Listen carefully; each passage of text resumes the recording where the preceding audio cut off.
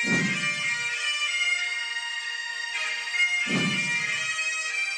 to that piece of lieutenant that's always on his podcast, bashing us, him.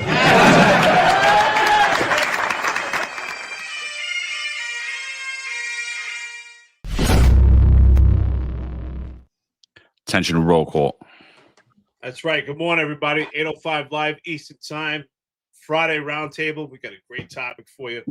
Unfortunately, it's not a great topic for the NYPD or off-duty cops and cops facing potential discipline, even termination from the CCRB. It's become political theater. CCRB is the political hitman to the NYPD, in my opinion. Off-duty NYPD cops are frequently becoming victims of crime. Think about that. Off-duty NYPD cops. There's a 63% increase on assaults on cops in New York City in comparison to 6 years ago. 63%. Now, when we talk about off-duty cops, we see another phenomenon. John, let's do it, brother. Yeah, dude, it just falls like it smacks you in the face when you continuously hit crimes down. You're like, oh, really? We're at historic lows, so it's just the cops that are getting beat up and robbed? Oh, and now it's only just off-duty cops. We went from uniformed cops were the reason for the assaults and robberies being so high in transit to now off-duty cops are the reason. So, you know, and it doesn't like pass me lightly that like there is no way that if these people weren't off-duty cops that those reports would have been taken properly. There's no way.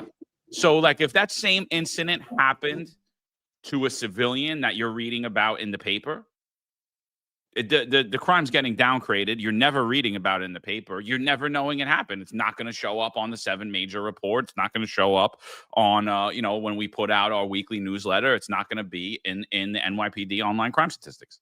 It's not going to be there.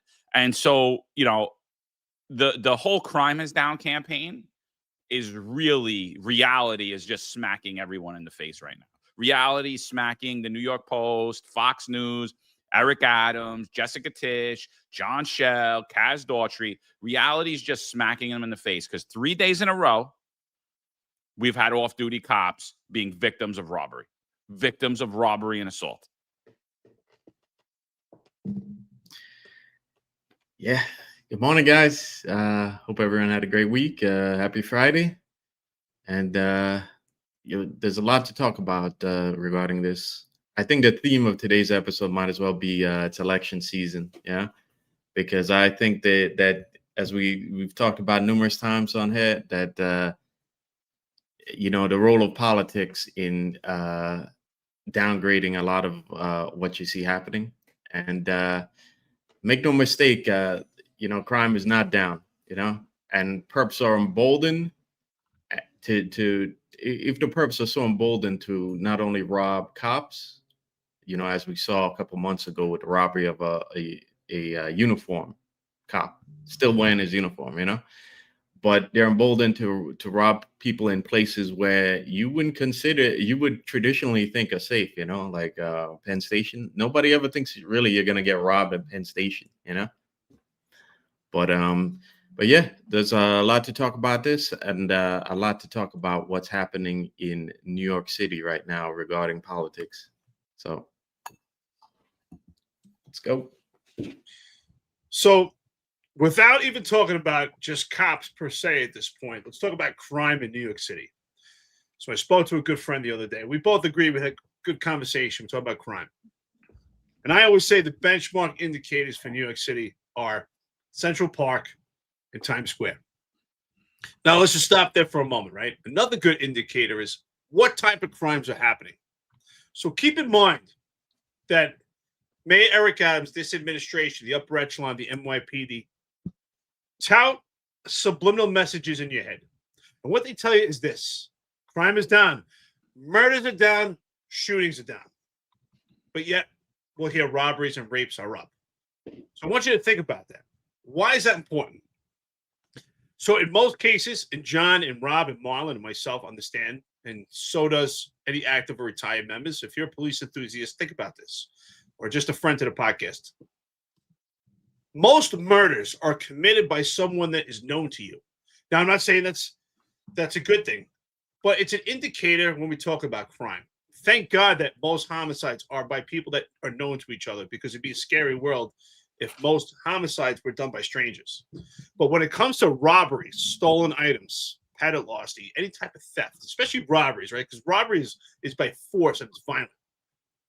And assaults are done by strangers.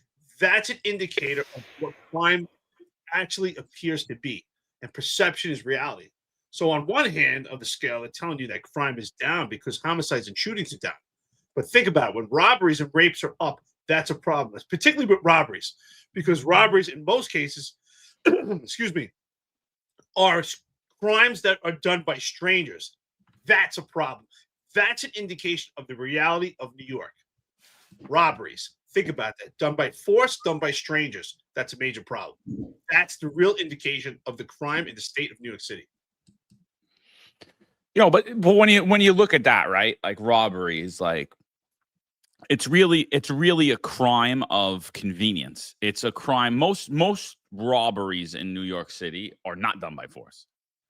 You know, most of them are strong arm robberies. Come up to you, hey, what's up, buddy? How you doing? Yeah, do me a favor, run your pockets and run your chain and run all that stuff. No firearm displayed, no weapon displayed, no nothing. That's the majority of robberies in New York City. Robberies usually turn violent if it was like a run-by grand larceny where they're looking to run by and snatch a purse off a woman, looking to snatch a chain off of someone. Most seasoned robbery crews in New York City are just strong-arm robbing people. They're not even carrying guns. They're just going around. They pick easy targets. They look. They say, who's not going to give me a problem? They don't want to fight you. They don't even care if they could 100% beat you up. If they think you're going to give them a problem, robbery crews aren't targeting you. They're just not. They're not. They don't want to deal with it. They don't want the cops there. They could walk up to some young kid who's afraid. Yo, run your chain. Give me all your money. Give me your phone. Give me your wallet. All right, now walk away like nothing happened. And that's the majority of robberies in New York City. Now, the reason that they turn violent a lot of times is because they picked the wrong person, or they looked at the wrong they saw a guy maybe in a suit wearing glasses. They're like, this guy's not going to give us a problem. They don't know that he's going to fight back. He's like, I'm not giving you my Rolex. I'm not giving you my phone. I'm not giving you my money. I'm not giving you anything, you know? And that's when either weapons are displayed or violence is used. So I think when you start to see off-duty cops being robbed at this rate, and we look at where we've been talking about how the physical training in the NYPD has been diminished, the quality of candidates they've been bringing in has been diminished, their physicality has been diminished. For longer, for about 8 years, we've been saying the NYPD, we don't want warriors. We don't want that guy or that girl that you look at and you're like, oh, yeah, they're muscular. They have tattoos. They got that mean look in their face. No. We want guardians. But they never described what the guardians were. And so now we know what the guardians are. The guardians are actually just more victims. And that's what it is. You're just seeing now off-duty cops look like easy prey to perpetrators. They don't look like off-duty cops. They look like prey. They look like victims. They look like easy victims. And that's the thing that the NYPD, Jessica Tisch, John Schell, and Kaz Daughtry, and Eric Adams should be rattling their head about. And that's why they should all know that they'll be gone in January, because they failed the people of the city of New York. Yeah, John brings up an interesting point here about how cops look. We talked many times on here about the need, about how many cops look out of shape and look like they don't have, they're not prepared to be here, and prepared for the responsibilities of being a cop, and what's funny about that is that, if you say that, that's controversial now, that you need to be prepared for having the responsibility of carrying a firearm on you at 24/7, or just carrying the ID on you that says you're a cop 24/7. Now, it's a controversial statement because I made a comment about this early in the week, and there's pushback online. People call me a keyboard warrior. I wasn't in that situation. And to me, it's like, is this, what makes this a controversial statement here?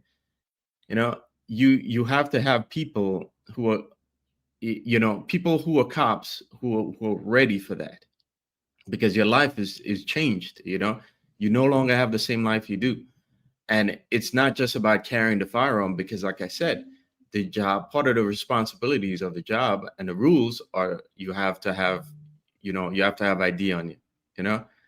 You're a cop, and that you never be able to turn that off. So when we said you have to have the mindset for it, it's because even if you don't have your firearm on you and you get robbed, the guy's gonna see your ID. He's gonna know you're a cop, and we're talking. What do you think may happen to you at that point? At that point, things change for him, because he knows now that this might be it for him. You don't want a guy who, in a moment of panic or not thinking straight, he's going to escalate that robbery to your homicide. And that's because you have the ID on you. So having the mindset for this job means you have to be aware that your life is no longer the same, that you have to have that warrior's mentality, and that vigilance and awareness that you're not going to get robbed, and that you're aware of people around you, you're aware of your surroundings, and you're prepared in a moment's notice to react. And unfortunately, we're not seeing that mentality out of a lot of the young cops now. And like John said, it's a product of the the leadership. And I think for one that it's not coincidental. And I said this many times that if you have that warrior's mentality and you have that constant awareness, you're also maybe more proactive and more aggressive as a cop. Okay, because you see something coming, what's around you, you see it coming, and you take action. And they don't want that. They don't want proactive policing. Okay. So I don't think any of this is coincidental at all. So the reason why I mentioned that dichotomy between homicides and shootings in comparison to robberies is because we have to look at robberies and look at the nature of what's happening with cops off duty. And it tells a whole tale. So back in 2018 up till now, I have been saying, and I've been met with opposition from leadership in the NYPD and from some people, and some people agree. And I was told back then, look, they're hiring just anybody. And I said, nope, they're looking for a specific type. And that type is meek, timid, and docile. And it's more prevalent now than ever. A majority of the job has less than 5 years on the job. And the majority of those police officers, unfortunately, and I don't mean to insult anybody, are meek, timid, and docile. There are outliers. There always will be. But the majority, generalized looking at a whole, and we can see it because of the interactions that we see time and time again. So why is that important? I put out a video talking about situational awareness. Situational awareness is very important. But there are other factors along with situational awareness that prevent someone from becoming a potential victim. It's not about physicality. It's not about how big you are. What it really is about is how you carry yourself. Now, there's a difference between meek and being confident. Now, doing special operations for the majority of my career, and John, same thing with you, we know that when someone is targeted for a robbery, these robbery crews, and John's right, they're looking for easy prey. They're looking for people that are distracted. They're looking for people that are meek, and they have characteristics that show that they're meek and they lack that confidence. And one of the things that robbery crews look for, or perpetrators, they look for people that walk in small steps, right? There has been studies, and I've studied this myself. I would teach situational awareness to the explorers. I took part in numerous self-defense programs that explain situational awareness. Now, there's a difference between situational awareness and self-defense in comparison to martial arts fighting, right? talking about self-defense. What do you do to prevent these things from happening? And someone's walk is very important. The way they carry items, if they carry this awkwardly, that shows a lack of confidence.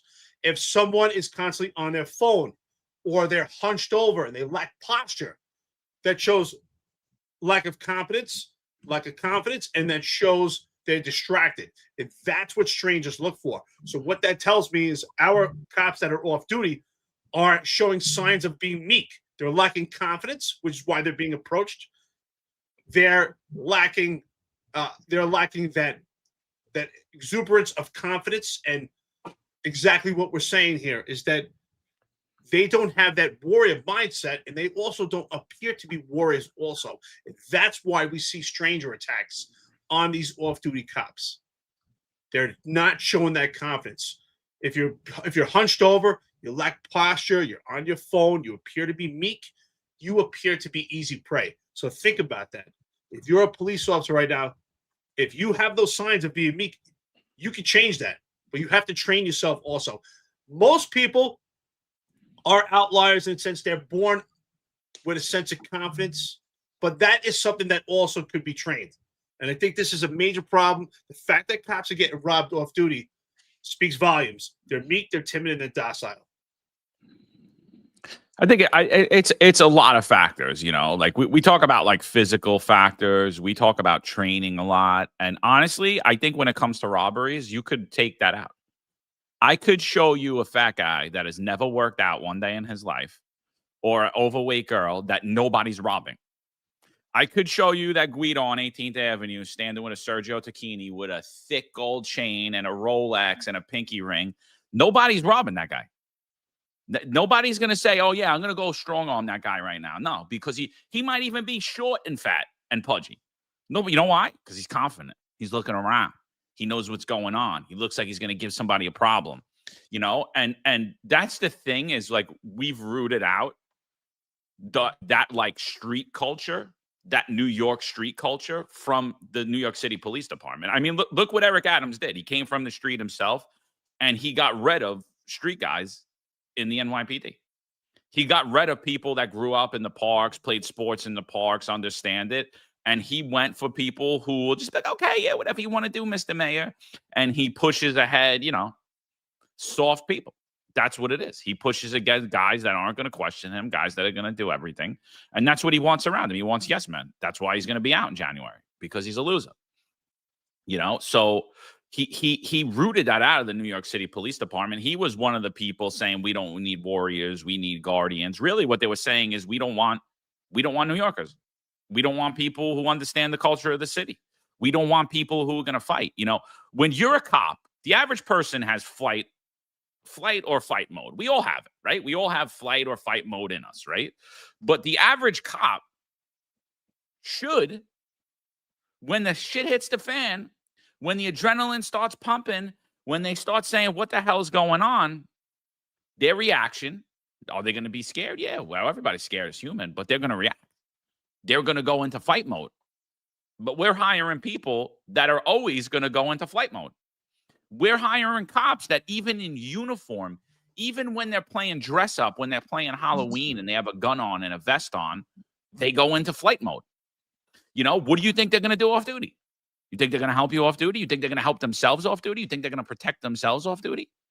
Absolutely not. So we've rooted that out in New York City, and now we have victims. That's the biggest problem there. Like there's another thing. There was a cop that was just pushed on the train, and I'm like sitting there and I'm going, I remember from being at like the youngest age, being on the train in Brooklyn with my mother and standing by the edge, and my mother going, don't you ever stand by the edge of that thing. You don't know, somebody could push you. The train could come by. Somebody could bump you. Don't you ever stand by the edge of that. You stand with your back to something. And that was ingrained in me since I'm a young child. And when I come down the stairs, I don't go stand at the edge of the platform. Like, dude, you know who does that? Dudes from Westchester. They're like, I'm going to be the first one in. I'm going to be the first one in this train car when it comes through. And now we have cops doing the same thing. Yeah. Well, To be fair, we've not only taken out the toughness in cops, New York cops, but we've taken out the toughness in New York City in general. We used to be there used to be a blue collar toughness with the city, and it's now gone. And I think, personally, I think it goes back to the fact that Democrats, because this is a majority Democrat town, Democrats themselves have lost that blue collar toughness. It used to be a difference between East Coast Democrats and West Coast, and now it's pretty much the same thing. They're like latte sippers instead of like the blue collar guy. So I think New York City itself has lost that blue collar toughness that that used to be known for. We've always been known as a tough town, but I don't think it's the case anymore. But yeah, you're right, John. It's there's a lot about this that goes back to common sense too, and it seems to me that in a situation like that, common sense would tell you, I mean, just you're not going to stand by the edge of the platform, and also, not for nothing, but if I go on a platform, considering, now I don't use the train much these days, okay? But when I do, I know that, I'm aware of what's happened lately on the subways with the EDPs pushing people on the tracks. So with that knowledge, if I get on that platform, that waiting for the train, I'm scanning around, and I'm looking, oh, is that guy a nut job on that corner? I'm not going to go there, okay? And common sense would tell you, listen, you gotta be raised up a little bit if the nut job, if the guy that looks like the homeless EDP is right next to you on the platform, But this is a problem. This is a generational problem, okay? Because when you grow up under under helicopter parenting and trophy awards for everything, then it creates a different mentality. And I hate to say it, I hate to pick on Zoomers and younger millennials, but unfortunately, that seems to be the case with a lot of that generation. And it's not just that has not just affected the quality of police officers, but it's affected I think it's affected, again, the blue collar toughness of New York City as well. And I think it doesn't help that the job, instead of giving some tough love in places like the academy, the job has to, the job is pushing these guys through in order to fill seats. And it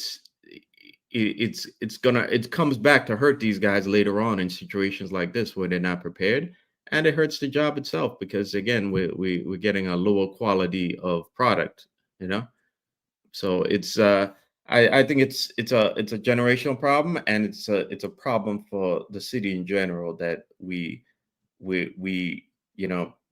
lost that toughness that we used to have in years prior, when things were actually even harder, if you really think about it.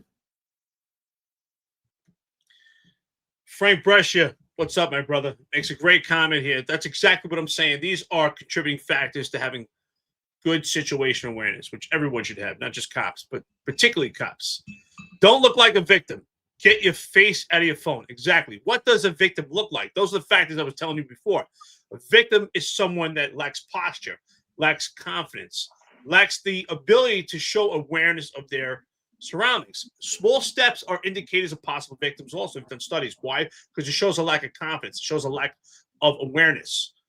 Get your phone and look around. Absolutely. Show the public that you're aware of your personal space and that someone would not be able to surprise you. What do strangers want in a robbery or an assault attack? Is the element of surprise. Be aware of where you are and who is around you. Walk with a purpose. Exactly what I said. When you walk with short steps, it shows a lack of confidence. Think about people that you know in school, when we were young in high school, people that were bullied. Many times it was the way they walked. And the rest of the comment here, let me see. It's a great comment, by the way. Thank you. Walk with purpose instead of just meandering and looking lost. That's another thing, right? Because Strangers are looking for distractions. Now, there has to be a fine balance. Let's understand that. You want to appear to have confidence, but you don't want to be overconfident either. And the reason why is it has to be balanced, right? So if you're confident and humble, you'll be aware of your situation awareness. No one's going to be able to have the element of surprise. But if you're also overconfident, that could draw negative attention to where people want to fight you. So that's what we're not seeing. We're not seeing people being approached that, hey, some guy wants to get in your face and fight you. That's something different. But what we're seeing is off-duty cops being attacked and robbed.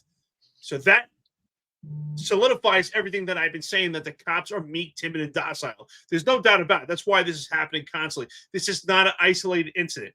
The robbery, attack on a police officer in Riverdale, this police officer being attacked on the subway and pushed on the tracks. Absolutely right, John and Marlon. Same thing. I grew up in New York City. Your parents always told you, be aware of your surroundings. Don't stand by the yellow line. Stand against the wall, right? Even though we always knew that the wall was dirty and you're probably going to get your back dirty, who cares? But you're safe, right? You can see your flanks. You can see what's to your left. You can see what's to your right, what's in front of you. No one can get behind your back. And John, to your point, that's why I was saying it's not necessarily about physicality, because there are people that are out of shape, but they give that mindset and the appearance that they're not going to be surprised. Also, the problem is just the state of New York City and the message to police officers and the leadership. Look at former Chief Michael Kemper, who's now in the MTA. He said, if there's a potential victim on the subway, do not look someone in the eye. Now, there is some truth to that. You don't want to just look around and start eyeballing people and entering their world and engaging them and now bring on a potential problem, which would be a potential fight. But if someone or some people are starting to creep up on you and look at you as a potential victim, that's where you must look them in the eye and let them know that you're aware of your surroundings, you're aware you're not going to allow someone to surprise you, and that if it shall get to that point, you are ready to fight. Now, we are all scared. I don't care how much training you have. When there's a potential fight, you are scared. That's why we get that adrenaline dump. You get that feeling, the blood rushes through your body. That's a normal response, with training or without. But the more training that you have, the more that you'll be prepared. And our cops are not prepared. They're not prepared on duty. They're not prepared off duty. This is a sad state of affairs. Yeah, Will Colbone says it here. He says robbery is a crime opportunity, easy target, quiet location, intox victim. Exactly. That's the majority of robberies in New York City. They don't want a problem. They just want your stuff and they want to go about their business, go spend your money, go wear your jewelry, go wear your Rolex. They don't want the problem. And that's what we're saying is that's the problem here is they're looking for easy targets. And what? It's just random 3 days in a row. The easy targets just happen to be off-duty cops. I think there's a problem in the NYPD. I think there's a big problem in the recruiting of the NYPD. I think there's a big problem in it. And listen, is it something that needs to be trained in the police academy? Oh, don't stand at the edge of the train platform. Know your surroundings. Is this something that the police academy should really be training you on? No, this is something that you should know by the time you're 21 years old and you decide you're going to be a police officer in New York City. You're going to take the most scrutinized, one of the most dangerous jobs in the world, where you need the most hypervigilance out of anybody on earth. And you're like, oh yeah, I could do that job. Really? Why? Because you've seen the dude on the train like this? You've seen the cop on the train platform playing with his phone? No, that's not how you should be. Because that guy's just getting lucky the days he makes it home. You know, and so that's the thing with the NYPD is so many people today, they're not coming in with that warrior mentality. They're not coming in with the mentality of even reality where it's like, hey, this is a really dangerous job. I've said it on here a million times. I was not shy when I was a kid. If anybody knows me, when I was in high school, I was not a shy person. I've had a lot of encounters. I was always out and about. I was always dating girls in all different neighborhoods. I was always around and people didn't like me. You know, it's not, and people not liking me isn't new in my life. And by the time I decide to join the police academy and I'm like, wow, could I really do that job? And then I look at all the kids that I went to high school with and went and grew up around, and I'm like, that guy's a cop. This kid's a cop. I was like, well, I guess if they're a cop, I could be a cop. You know what I mean? And I'm like, And I'm like, the reality like should smack you in the face when you're deciding to sign up for the job. It shouldn't be like, oh yeah, it's good. I get a good pension. I get good benefits. It's no, can I actually do that job? Can I actually fulfill the mission of that job? Right? Don't be like Cash Patel or Dan Bongino. Take a job that you're completely unqualified for, you suck at, and you prove to the world that you're not good at it. Don't be that person. If you're going to do, but at least they're safe and they have armed guards. You're not safe. You don't have armed guards. You are the armed guard. Yeah. You're the person that people are looking for to come and save them and to come and help them. And like I said online, I'm not sure you're a competent cop if you get robbed.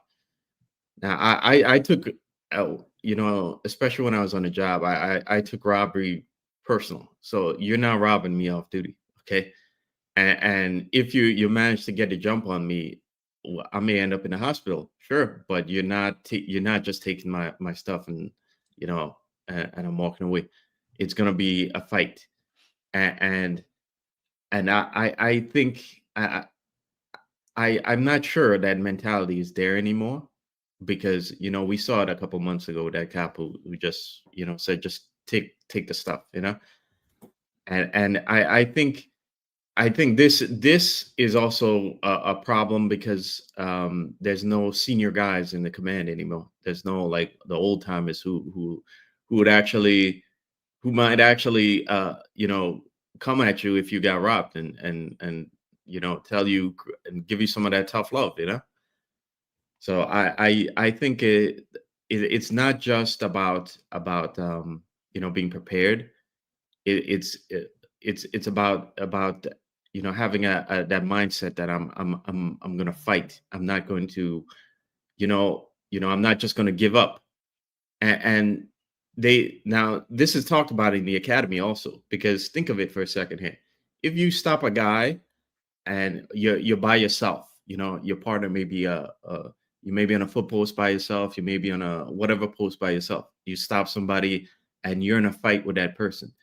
You may be in a fight with that person for a couple minutes before somebody shows up, or a couple seconds, which may feel like a minute.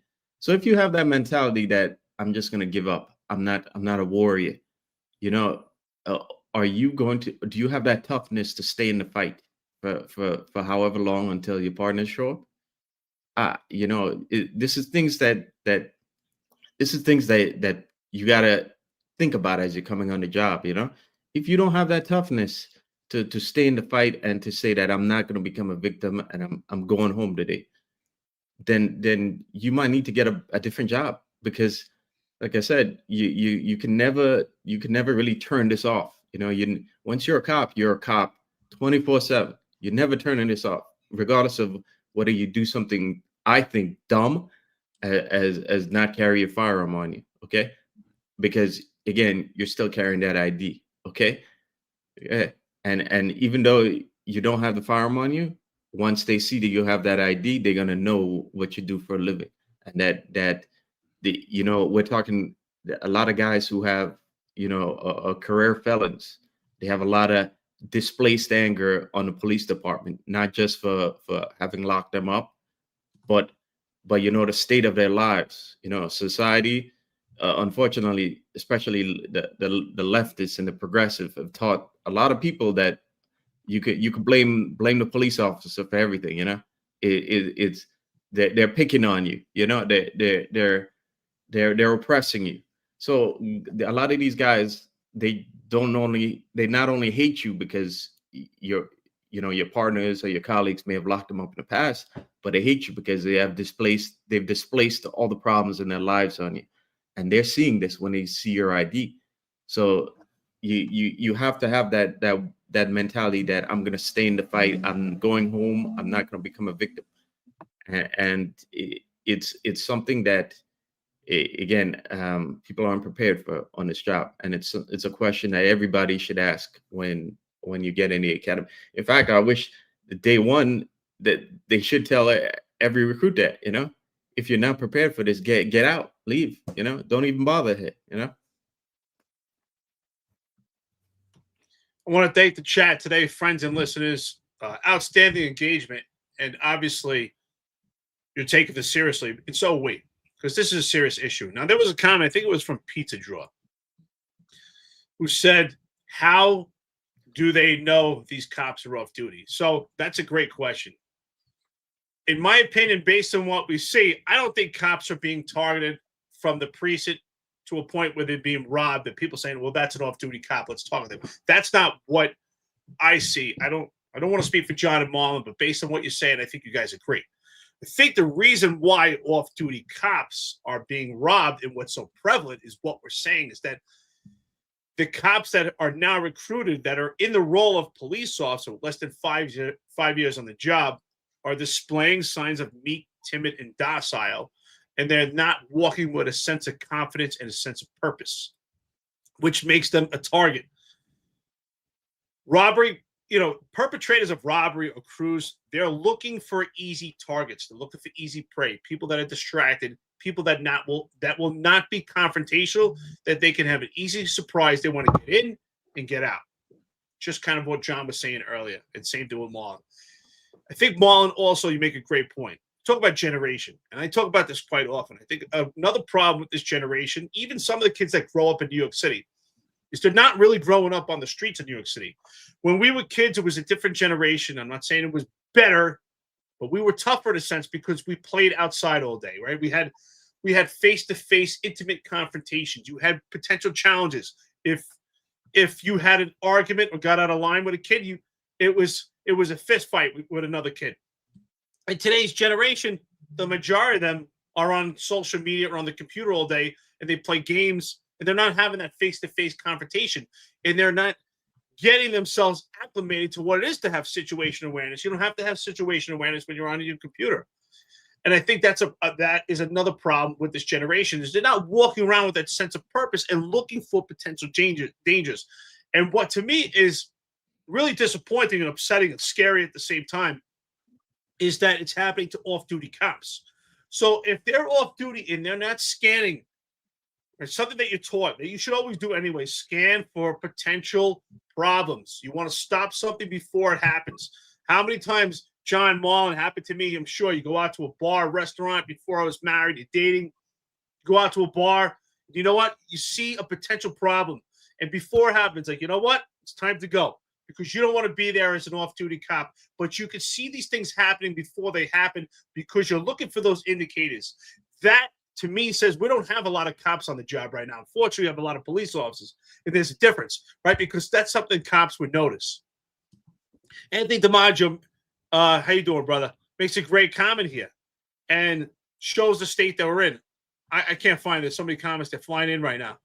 But basically what Anthony DiMaggio was saying was that in the movie The Town, Ben Affleck, in his character, says they're looking to do a robbery, and there's a particular crew of armored security guys. He says, no, not those guys, because those guys look like they're serious and they're ready to go.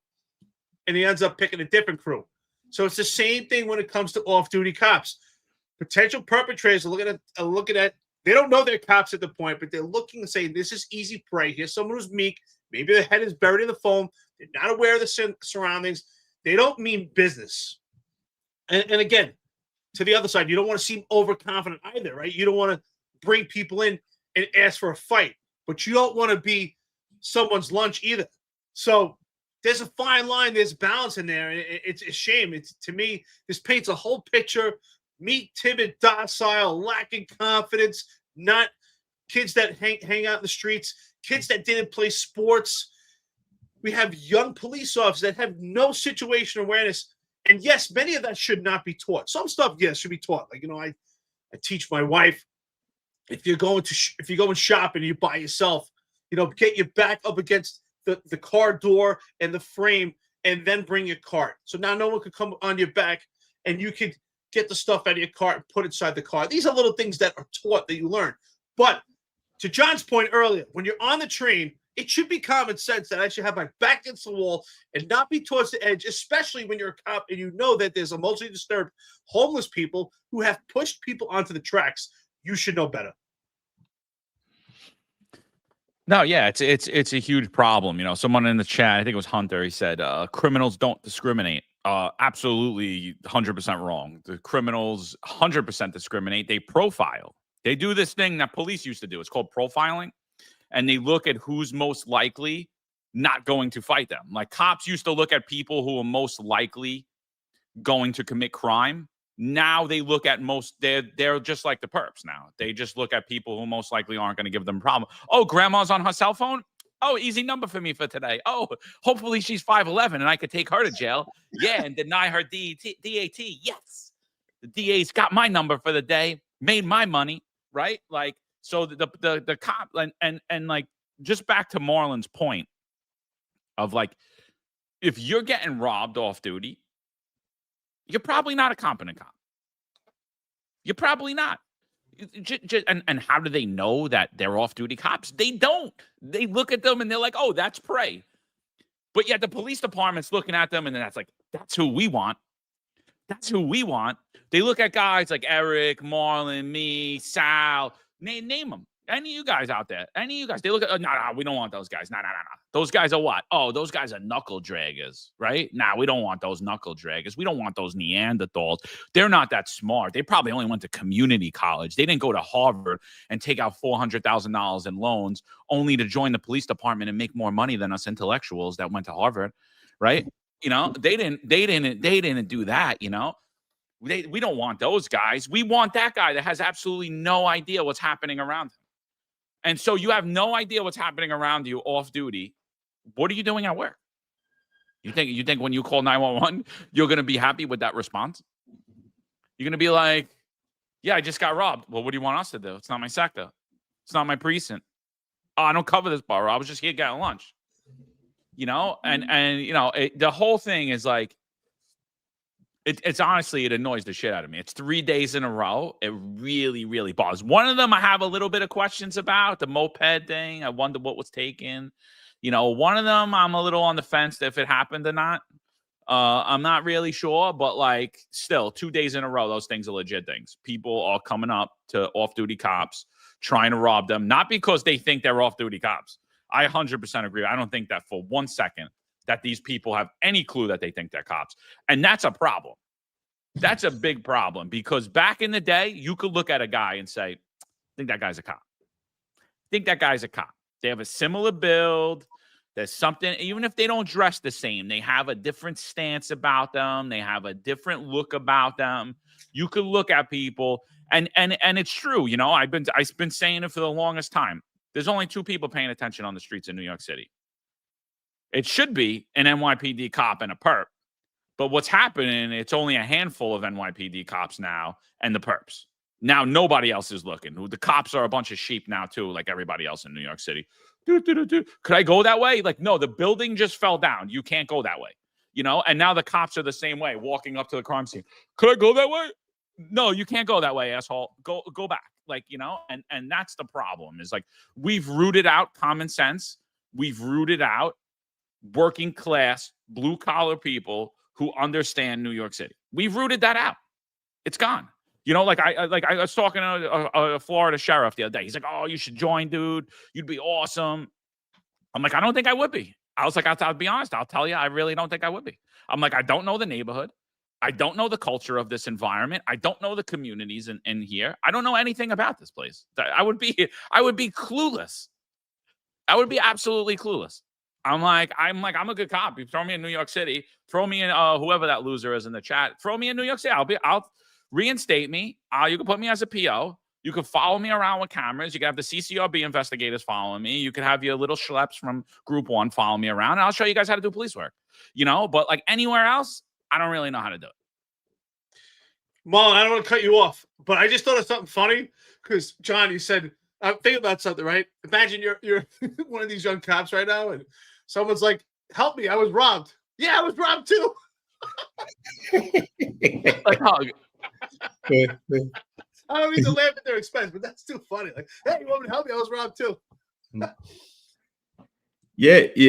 So that what John alluded to was there was a video about 2 weeks ago of these 2 female cops. I think we played it on an episode, but they might have been out of command on meal or something, and then they were approached by like a guy who claimed he was just assaulted maybe by maybe an EDP, and they kind of blew him off and kind of it kind of got him angry, and he recorded a video, and it was all over social media about a week or two ago.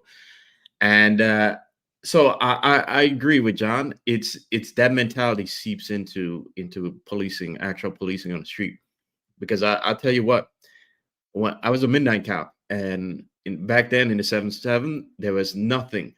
I mean, like, there was nothing to eat after a certain point. Once the takeout spot is closed, that's it. There's no food out there. This is before we had the hipster invasion that basically changed the command, and now they have like all kinds of food over there.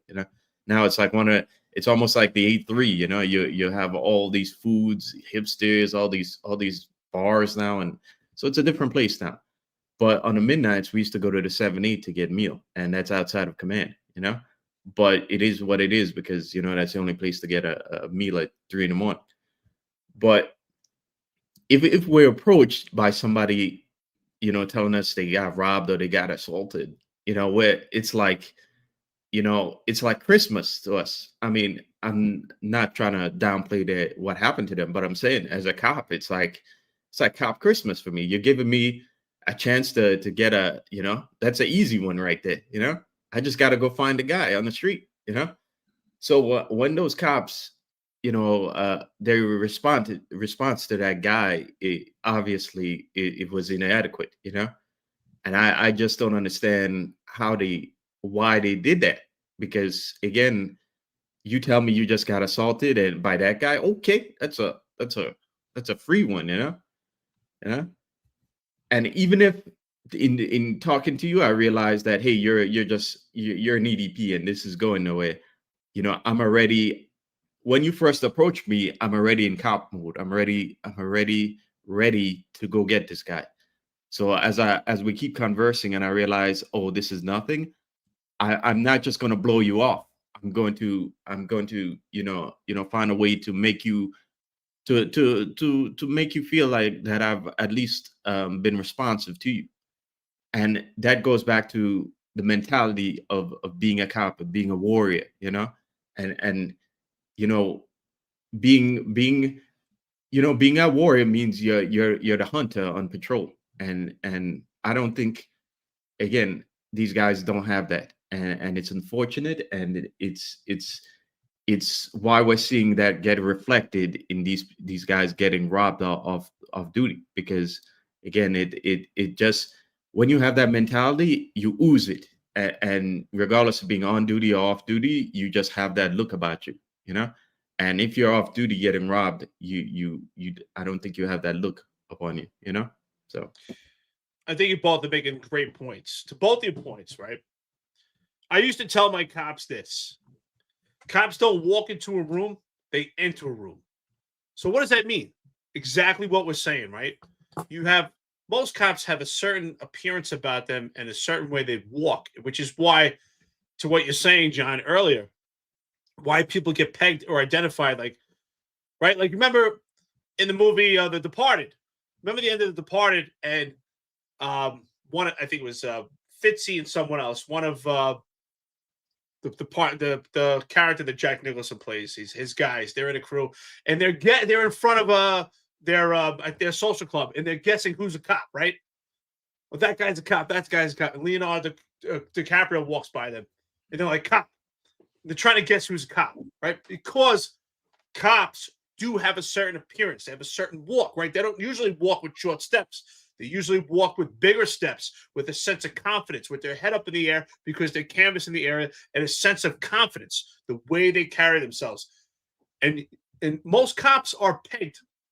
Like, people say, oh, yeah, you look like a cop. Have you ever heard that before? Hey, you look like a cop? I heard that before, and I would say, well, what does that mean? Well, the way you stand, the way you look at people, right?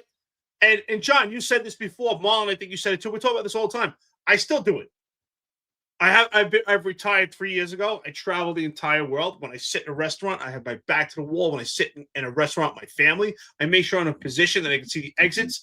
I make sure that I'm always canvassing the area.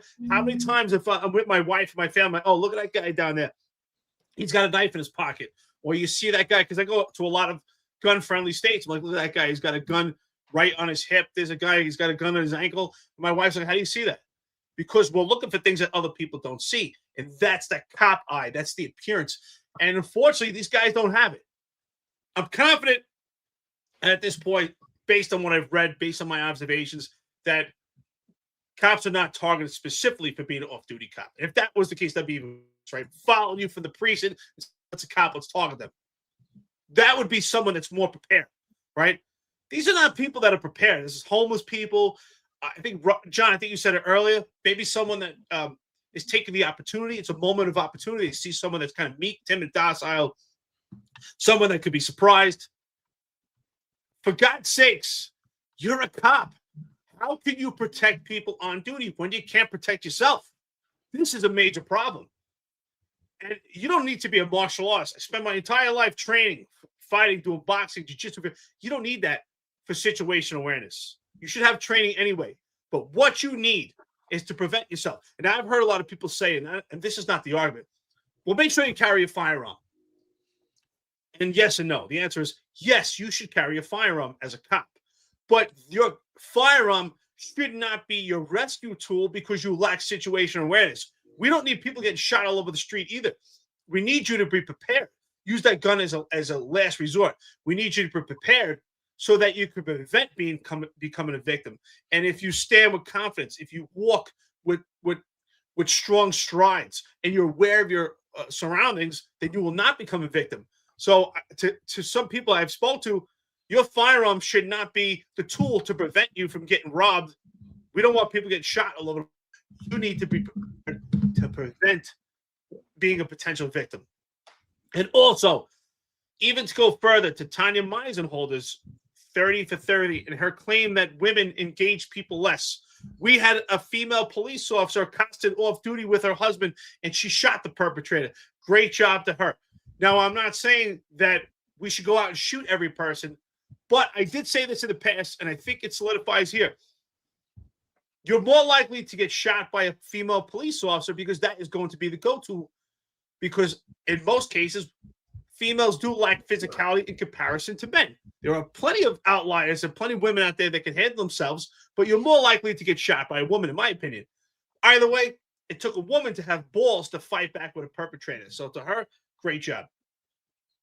Yeah, can I just jump on quick before you go, John? I just want to say, Eric just mentioned Tanya Meisenholder, and before I talked about how New York had lost that blue collar spirit toughness, right?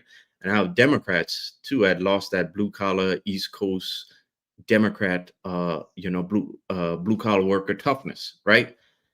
So the reason why I'd mention that is because you when you look at the training and you look at who determines long-term policy from this department, long-term strategic policy for this department. You look at the Strategic Initiatives Bureau, and the people at the top at One Police Plaza, the civilians and academics at the top. They're all these latte sipping liberals and progressives. They're all this new generation of Democrat that's like West Coast Democrats, Yep. And you look at how they've influenced the department. It's not a coincidence that you're getting that softness. It's because they are the ones who change the dynamics of our recruiting and who we're letting into the academy. And you see it specifically in people like Tanya Meisenholder, who came from that bureau and then went into personnel. So it's not a coincidence that we see that happening right now. Oh yeah, 100%, dude. You know how many people in 1PP are from Florida? They're like, I was Florida, but it was too red for me there. So I moved to New York because I wanted to grow up in a more urban lifestyle. I wanted to live more urban. Oh, you grew up here? You're so lucky you grew up in an urban environment. I'm like, what the hell are you people doing here? And you're 100% right. They changed the entire landscape. And so, yeah, we're not knocking the officer. I mean, but again, for this one, right, it just shows you crime so down that at 7 o'clock at night, while people are leaving work, in the middle of a busy Penn Station, people are getting robbed. Guy has no problem going over to husband and wife, who are both cops. He doesn't know that, and tries to rob him. You know, did they have situational awareness? It looks like they did. It looks like they acted accordingly here. But you know, my whole point is this whole thing, this whole changing of the guard, right, from this warrior to guardian, and we're gonna profile the bad people that shouldn't be cops. And basically what it was we're gonna rip the masculinity out of policing. That's basically what it was. We're gonna rip the masculinity. We're gonna and with ripping the masculinity, you're also ripping the integrity and the competency. But that's another topic for another day. But you're ripping those things out, and you're replacing it with victims. There's no guardians. You're replacing it with a victim. Like, that's basically what it is. And that's what we're seeing. And then what's your spin on public safety? Oh, yeah. No. It's good, bro. Just the cops are getting assaulted. Just off-duty cops again, Rob. Everything's good, though. City's safe as hell. It's like, really? And again, just to go back one more time, do you think that this affects public safety? I mean, you don't think this has a major effect on public safety, on making crime rise, on emboldening crimes and emboldening gangs? So city council is trying to rip down the gang database. Mondani wants the gang database down. Eric Adams too busy partying, playing dress up. He has no idea what's going on. Andrew Cuomo is getting ready to write another book. He's counting his bank money. They don't know what the hell they're doing. They're too busy being fancy people to care about what's happening on the streets of New York, all three of them. But what's actually happening on the streets in New York is, I just read a report the other day. They believe that there's more gangs today in New York City than there's been, and they're youth gangs. Oh, but crime's down. That makes perfect sense. Assaults on cops are up, but crime's down. That makes perfect sense to me, right? That makes perfect sense to you? Oh, crime's down, but off-duty cops are getting robbed and beaten and assaulted at rates we never seen in New York City. Oh, that makes perfect sense to me. Oh, crime's down, but our response times are up, or about 4 minutes. Oh, yeah. Oh, really? Response times are up 4 minutes? Why are response times up 4 minutes? Oh, we're at the same levels, right? Oh, yeah, we still got 34,000 plus cops. Don't we, you guys in the chat? You guys that are at work right now on the chat, you guys have 34,000 cops? Oh, I know the upper echelon is going to say that they do. They have 34,000 plus. But the reality is response times are down. Response times are up. I mean, excuse me. They're up significantly. Crime's up significantly. Assaults are up significantly. Every single thing is up significantly. Oh, but John, the shootings and murders are down. Yeah, unless you go back and you look at the year prior and you see how they manipulated the numbers after the year was over. If you look at that, then no, it's actually not. You actually didn't make history. You're a bunch of liars. That's what it is.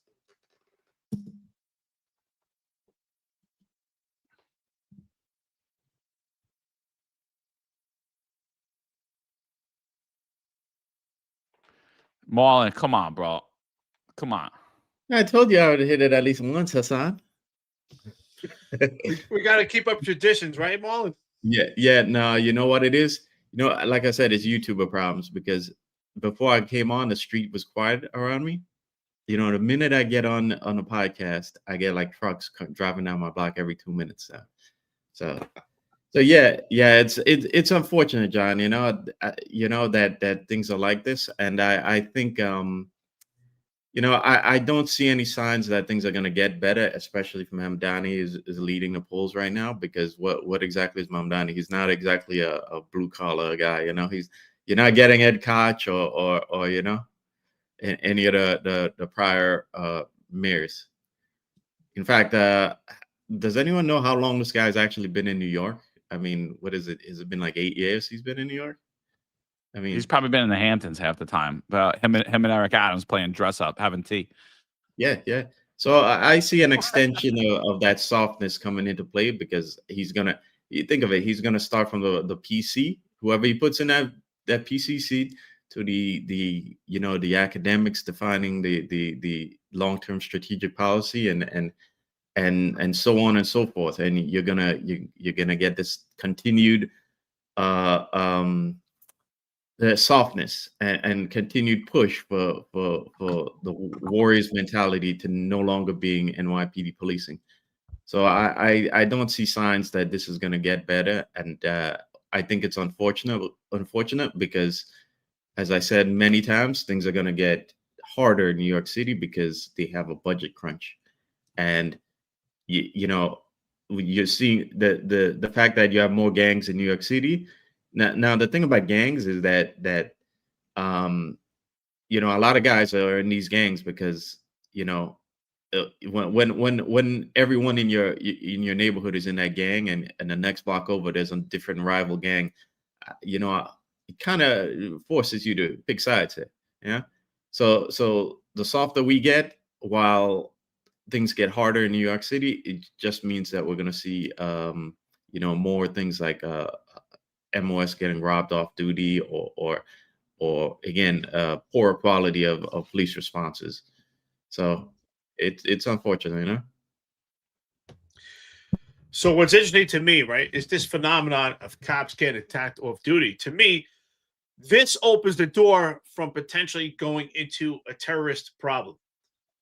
And what is that? So right now, I've said before that based on my observations in these criminalized reports, I don't see that cops are being attacked, that they're followed from the precinct because it's known they're a cop and then they're robbed. However, since we're seeing this phenomenon of cops being assaulted and attacked and victims over and over again because they're meek, timid, and docile, this, and I hope I'm wrong, may lead to potential perpetrators that want to harm cops, that see that, wait a minute, these cops are not prepared, and seeing what's happening, maybe they will start to gear up and start to target cops from their precincts to their home or to whatever location. So if you're a cop right now and you're in the NYPD, you have to listen to what we're saying right now. We're trying to help you. You must be prepared. And if you're unprepared, if you find yourself that you're buried in the phone, or that you have a lot going on right now and you're distracted and you're lacking that confidence, you're walking small steps because maybe you're stressed out, things are happening, or just you are meek, timid, and docile, be honest with yourself, and you need to make that change. And you can make that change now so that you're not a potential victim. The city is relying on you. You're the only barrier right now between predators and prey, and that's the NYPD. You're the police force.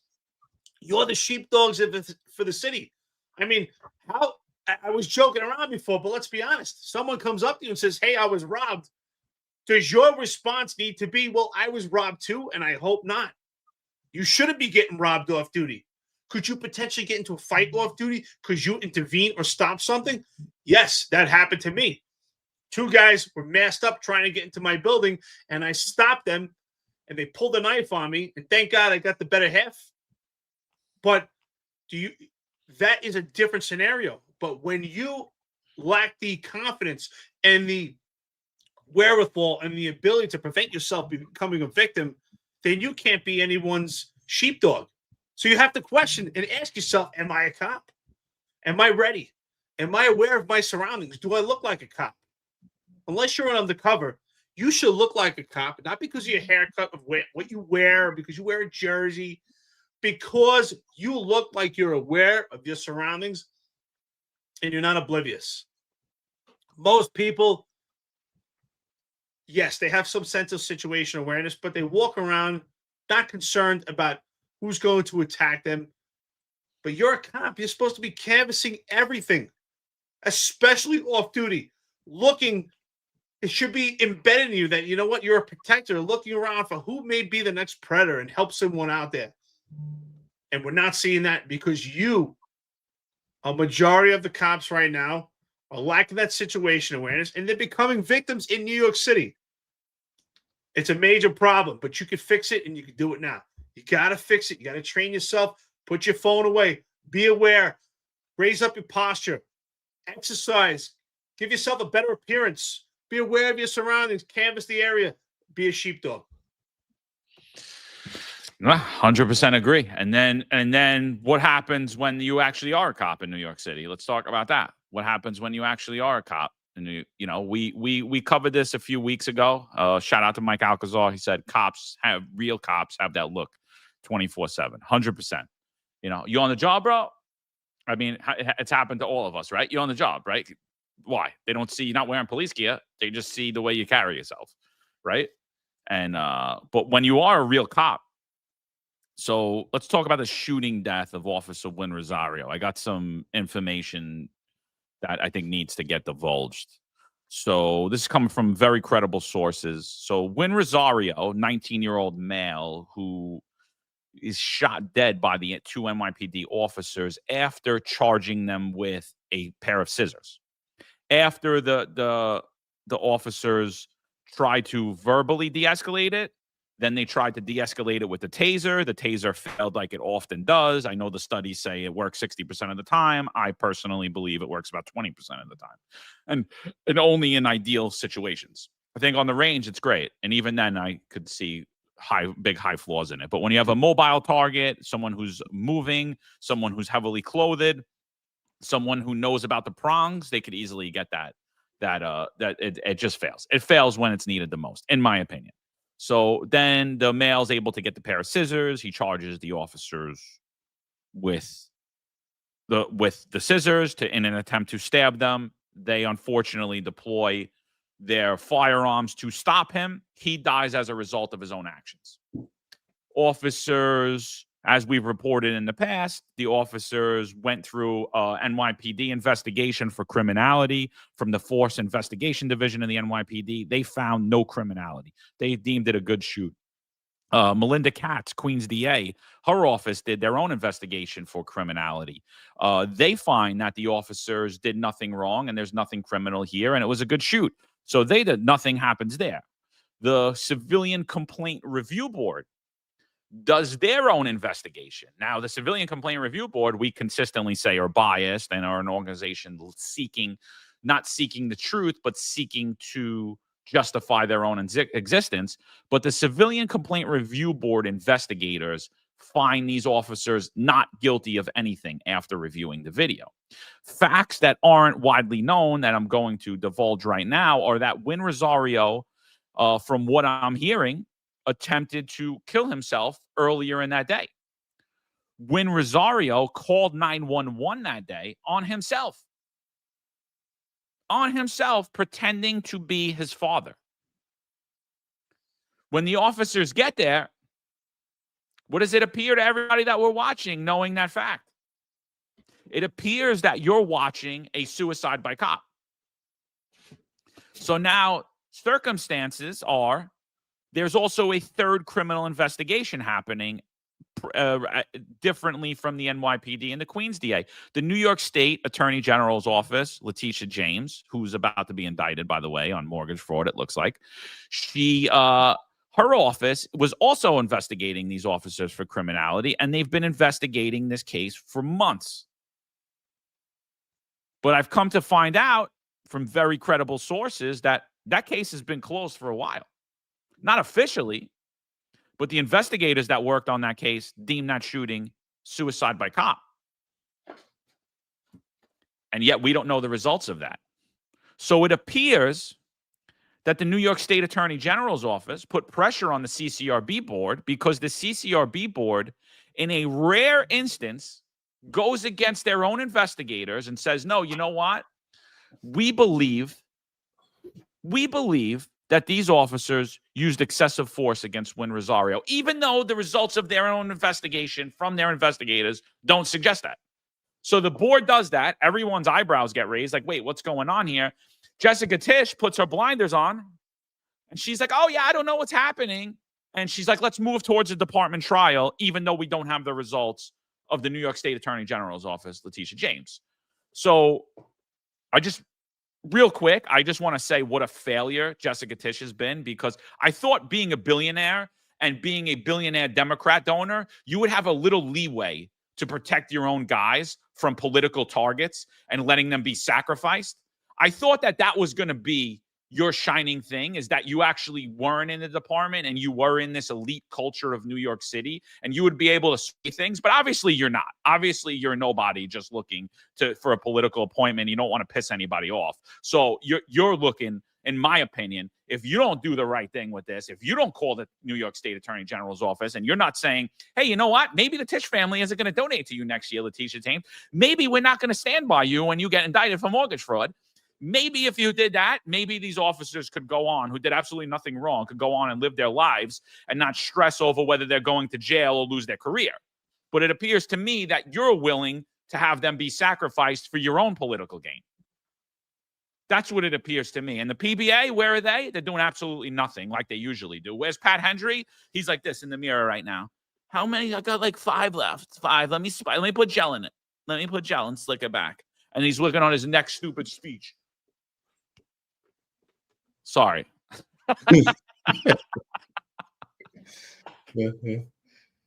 Yeah. You know, I was a little confused by this too until I heard about Comey getting indicted last night, and we'll get to that on here. But the point I'm trying to make here is that, you know, if there's rumors that Tisch is getting indicted too, Tisch James is getting indicted, then, you know, after Comey got indicted, then I'm kind of seeing where this is all headed, and I think it's as I said earlier in the show, it's a political season, and I think this is a move to turn this into a political dog and pony show, just as the other political dog and pony show is coming down on them.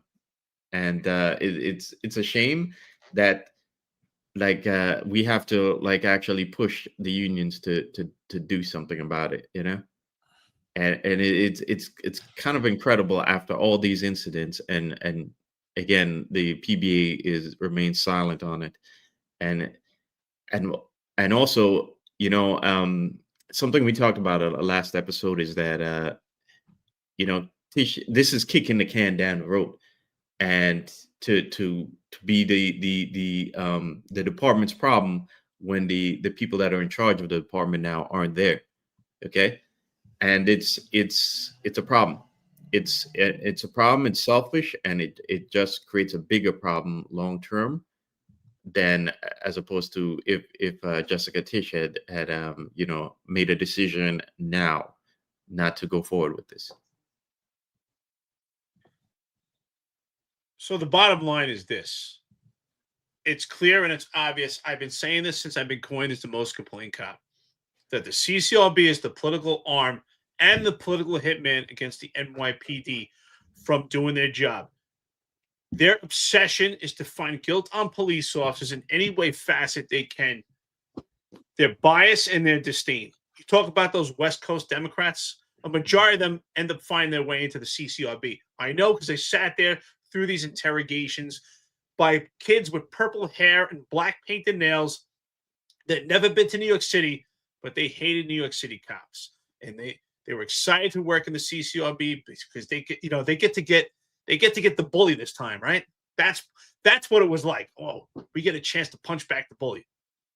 And their obsession to target cops and to find them guilty is absolutely insane at this point. Whether it's the CCRB investigators or the board, they're all part of the CCRB wheel, and they are the political hitman to the NYPD. And now Jessica Tisch has a hell of an opportunity to make a statement. You talk about recruitment, that you need more police officers. We talk about needing police officers to stay. We're being told at this point that if Mamdani becomes mayor, there's going to be a mass exodus. Mamdani's not here, and the police department is in some serious trouble. Mamdani's not the mayor. Eric Adams is the mayor right now. 9 out of the 11 appointees in CCRB are appointed by the mayor. Think about that.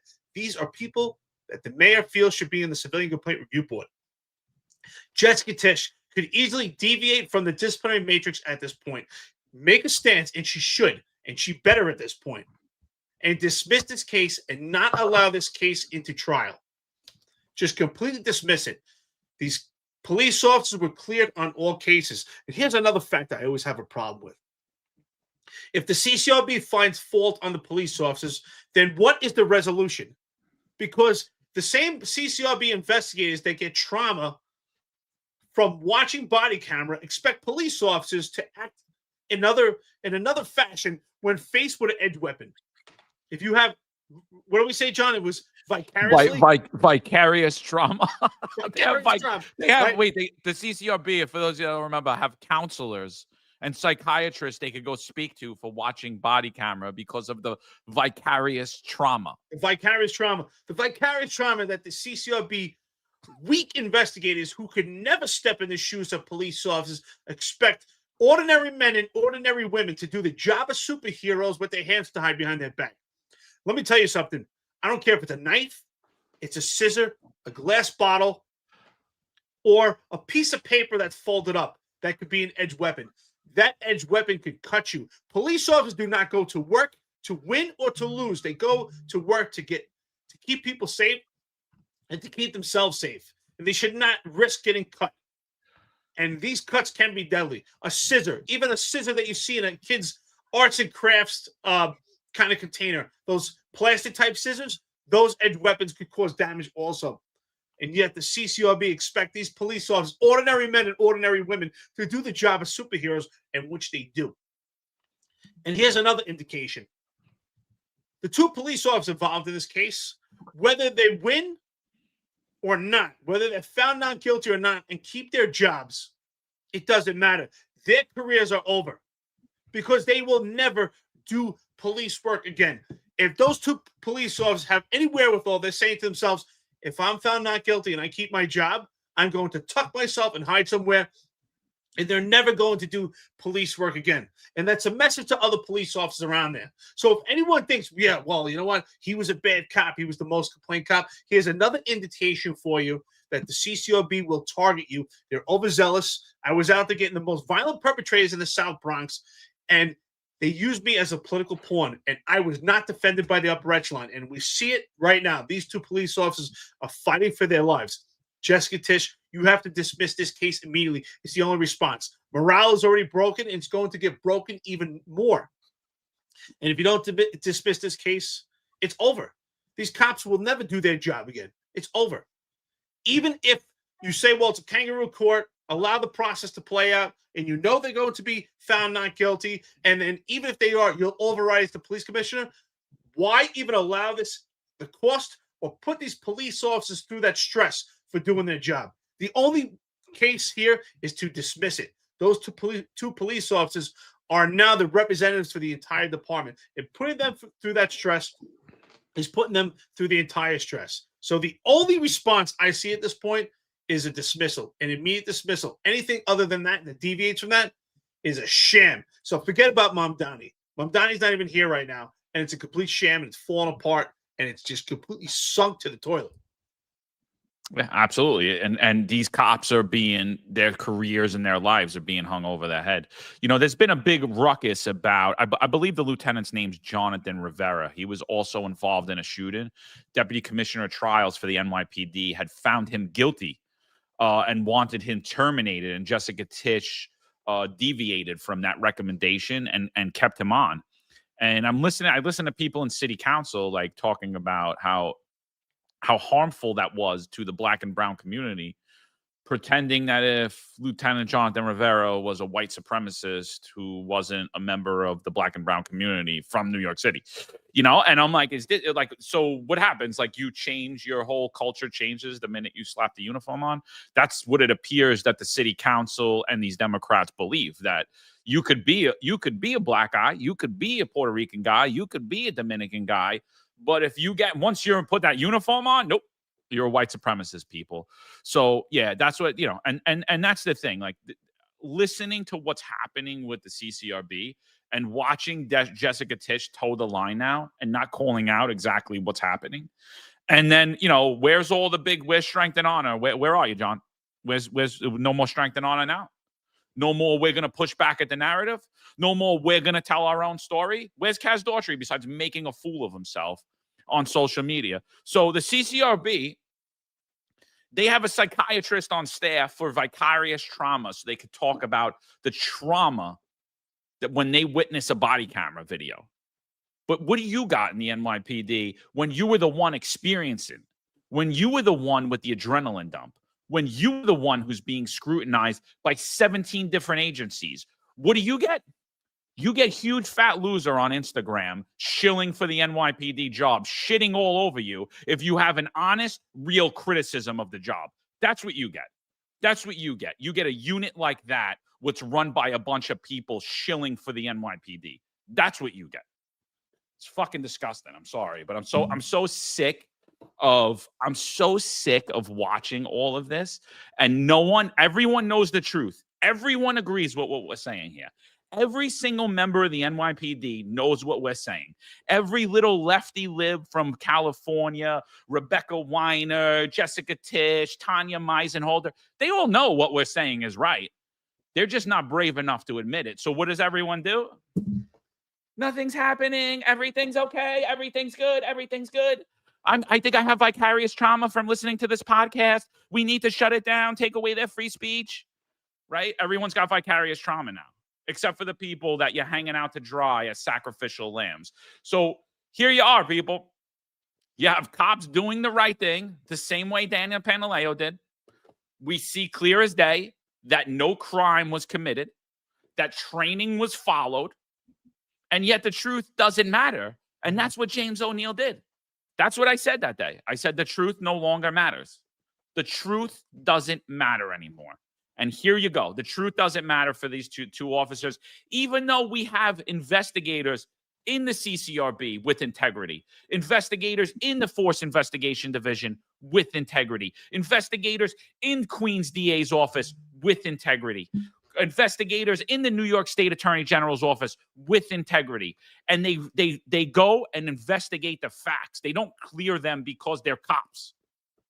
Because what does the leadership of all four of those people want them to do? They want them to burn those cops so that they don't get any pushback from the left in New York City, who controls New York City, the Democratic Party that controls New York City. Their leadership wants them to burn those cops. They chase the facts, and the facts didn't lead, and the facts led to the truth. It was a suicide by cop, and yet these cops are still worried about their freedom and their careers. It's disgusting. Yeah. I actually feel you got to feel sorry for Tish, Jessica Tish. I mean, your family's worth billions. You're worth at least millions, and yet you don't have the courage to actually, get out of line, get out of line and do the right thing. It's pathetic, you're worth billions, and yet you're not free, and you've had a career in public service, and by all means, it looks like the end of you being a lifelong career public administrator, and the only way forward next is to be a politician, and yet you can't even do the right thing here. Something that would actually help your cause as a politician. You gotta stay within the progressive, plantation here, and that's pretty sad. It's also pretty sad that months ago, maybe a year and a half ago, you had Chell talking about, like you said, John, brotherhood and all this, and yet now where is it? They're too busy kissing up to progressives and doing stupid fashion shows just to get in their good graces, so you can stay within the system. You spent a career in law enforcement. You could retire with great pensions, and you can't do the right thing. You can't get out of line now. It's to me, it's pathetic. And how can you? Just think of it for a second. When we were calling out all the problems with this job, they want us to shut up, and yet these things happen and you're not saying anything. You're not doing anything to solve the problems. You're just kicking the can down the road, for your own self-interest. And yet you expect us to just shut up and I just can't understand the mentality behind these people. And I can't understand how these people go to bed at night, and they how do you sleep knowing that you got these two cops fighting for their career, and you know, who knows if they, certainly fighting for their career and their pensions right now. How do you go to sleep at night knowing that this is happening right now under your watch? I don't understand it, and you have to wonder like where their mentality is to be able to like I said, go to sleep at night and think this is fine, think they're doing a good job. I don't get it. Well, this proves my point, right? I've been saying that I'm going to challenge the CCRB and prove that they're the political arm and political pawn and political hitman against the NYPD. Now, Housing for Life, H4L says, not for nothing, Dim, but are you telling me all the allegations against you are bullshit? Be real. Yes, I am telling you that. My 50A is public. Take an opportunity, take a look. I got on the job January 2004 up to 2018. I had very few complaints, even with doing anti-crime and doing special operations my entire career. Now, 2018 was a pinnacle point and the pivotal moment where everything changed. Former Mayor Bill de Blasio was in. Legislation started to change. 2018, CCRB started to get teeth and become political hitman to the NYPD. And I became a political pawn with no support from the NYPD. All my complaints, 85 to 90% of them were from 2018 to 2020. So in that 2-year span, I became a complete target. And high CCRBs is not an indication of guilt. These are allegations that I never had an opportunity to challenge through an administrative trial because of the lack and the incompetence of the Civilian Complaint Review Board. You see it right here. You see in this case with these two police officers. I was arresting the most violent perpetrators. These two police officers were faced with a violent, emotionally stirred perpetrator in possession of an edged weapon. The CCRB cannot be trusted. When they find a target, they go after it. It is a political hit job. This is political theater. They are the political hitman to the NYPD. And unfortunately, the upper echelon doesn't do anything about it. Now, during that time, I was also promoted to special assignment lieutenant. And eventually the politics caught up and they would not allow me to get promoted to captain. But just to prove I was getting awards, lieutenant of the year, I was getting awards to the community. And the same cases I was getting a CCRB. One case I was lieutenant of the year and CCRB on the same case, just to show you a proclamation from the borough and then a CCRB with that. The CCRB cannot be trusted. And Jessica Tish, you have to send the message right now, especially right now with this mass exodus. How are you going to have any recruitment efforts when two police officers are fighting for their lives right now? And what's important to note also is if these two police officers go to administrative trial and they are not found guilty to the point of termination, but there is any guilt found on their part because of political theater in any administrative infractions, those police officers will then not be indemnified in a potential lawsuit, which has already been initiated. And then the union, which is why they should get involved even more, the union is going to be off the hook to help those police officers, and the police officers will have to come out of pocket. So think about that. Any form of guilt could be the slightest administrative infraction, and I'm confident that's what will come out of this trial, and those police officers will not be indemnified. No, the NYPD unions, I'm going to pick on the PBA on this one, but the NYPD unions need to go. There needs to be, you need non-active members of the NYPD to run those unions because they're too heavily tied in. It's all about them. They don't give a shit about you guys. Again, did Pat Hendry ever wear a body camera? Absolutely not. Did Pat Hendry even ever go to a CCRB when there were civilian investigators? I don't think so. Does Pat Hendry know any of the forms you guys fill out? Absolutely not. And that goes all the way up the board. Vinny Valalong, Lou Turco, whatever that captain's name is, who gives a shit? He's useless too. They all need to go. You need retired people in that spot. You need not only retired people, you don't need retired politicians in there. You need people who actually give a shit, who aren't just grifters worried about their 3% or their 2%, or I'm going to get my extra 10% with my 30 years on, and then I'm going to hook my son up, and I'm going to hook my nephew up, and I'm going to send you to my mortgage broker in Long Island or my insurance broker in Long Island, Suffolk County Mall. You need all those guys gone. You need people that give a shit about New York City. You give people that give a shit about New York City cops, and you need people in there that care about public safety. And right now, we don't have any. All of those they don't care about. They don't care about the health and welfare of cops. They don't care about the salary of cops. They don't care about public safety in New York City. They don't care about New York City. They don't care about the department. I mean, look what they did. They went out and after the mayor, after there was a slew of other indictments in this administration, the most corrupt mayor in New York City history, they went out and indicted him again. And so if you guys are listening right now and you're pissed off, I'm going to piss you off a lot more now, because I was now deep diving last night, like the loser I am.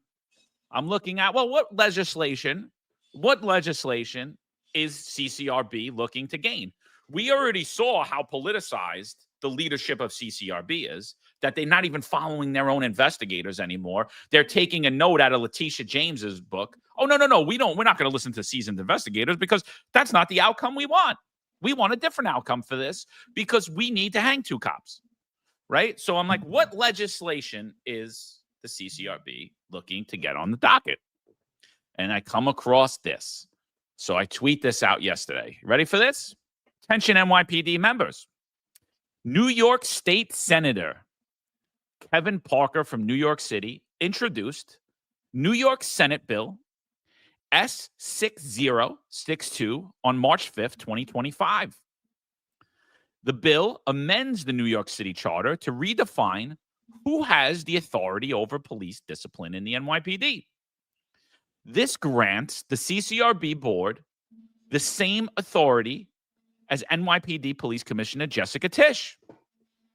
The bill also grants the CCRB board the power to impose penalties or level of discipline. Let me break that down for you. That means they have the power. Here's the bill itself. That means they have the power to terminate you. Kevin Parker, here's the bill. You could look it up yourself. I just gave you the number. Here's the bill that's in Senate, March 5th, 2025. So I'm like, oh, Kevin Parker. Our police unions couldn't have donated to him, right? No, they would never do that, right? Because they care about cops. Pat Hendry slicks his hair back, gets up on the thing, and he gives terrible speeches. He cares about the cops. But right in 2024, he gave $2,000 to Kevin Parker. So there you are, gentlemen. You want to know why the NYPD is being destroyed? Do you want to know why it's being destroyed from within? Because of you. You're funding it.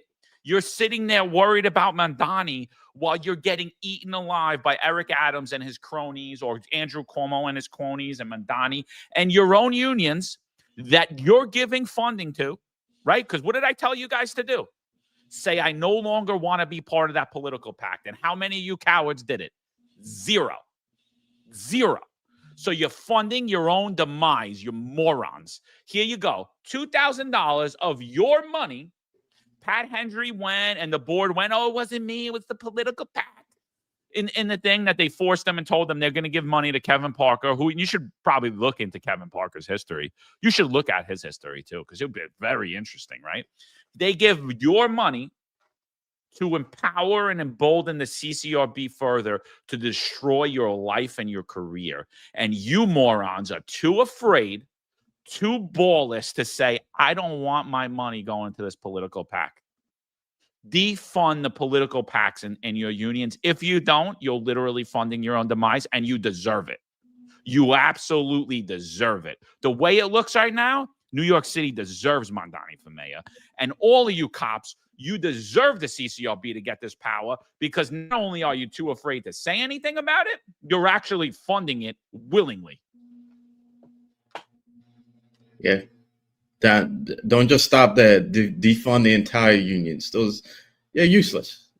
Like we said before, when it's time for them to step to the plate for you, after you spent, years and sometimes, a decade or more of paying your dues, okay, for scenarios just like this, for them to step in and do their job, they stay quiet and they let you go.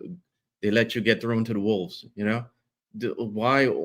What's the point at this point? I would rather, if I came back on, I'm telling you, I'll see if I could get Eric Sanders on retainer or one of the other lawyers that we've spoken about. There are plenty, including my own now. get them on retainer, and stop with these unions. They're useless, okay, and they won't come to bat for you when you need help. And we've seen it time and time and time again, and it's like we're starting to sound like a broken record now because these incidents keep happening and they keep getting worse.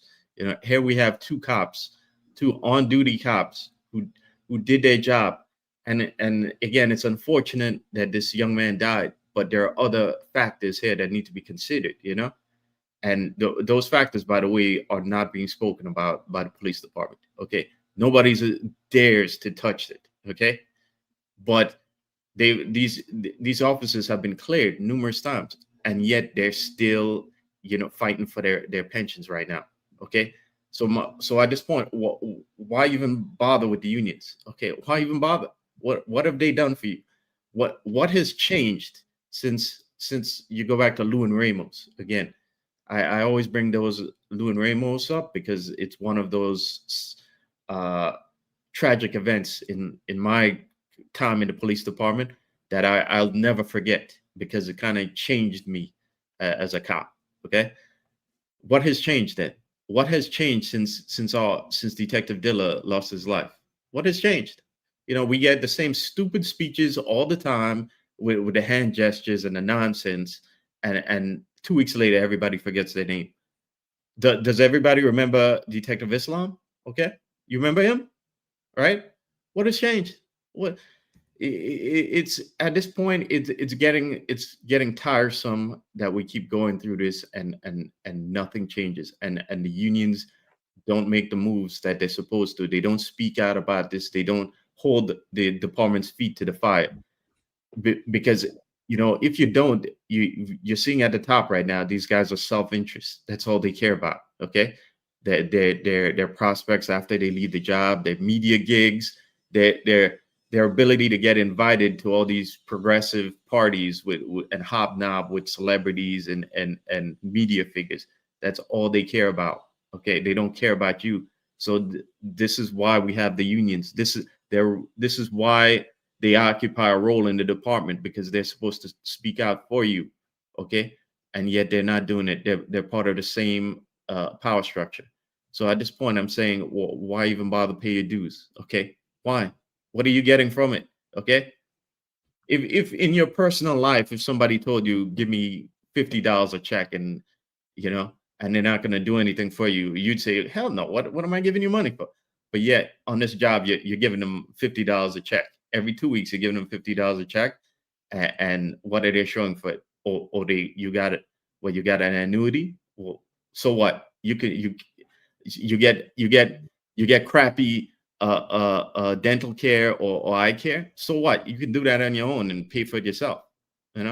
It's at this point, it's a waste of money, and you shouldn't even look to them to help you, because they won't. And you're seeing it time and time again.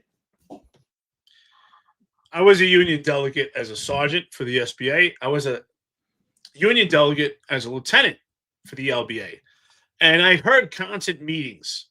Oh, we have to support this Democrat so we could try to get some friends in Albany, because we don't have any friends in Albany. I would say, well, that's bullshit. Why are we giving this money to these Democrats that are anti-police, just spew anti-rhetoric towards the police department if it's not going to pay any dividends? I get it. If you had to give them a couple of thousand, that's going to help in Albany and sway towards the cops when it comes to proposing bills.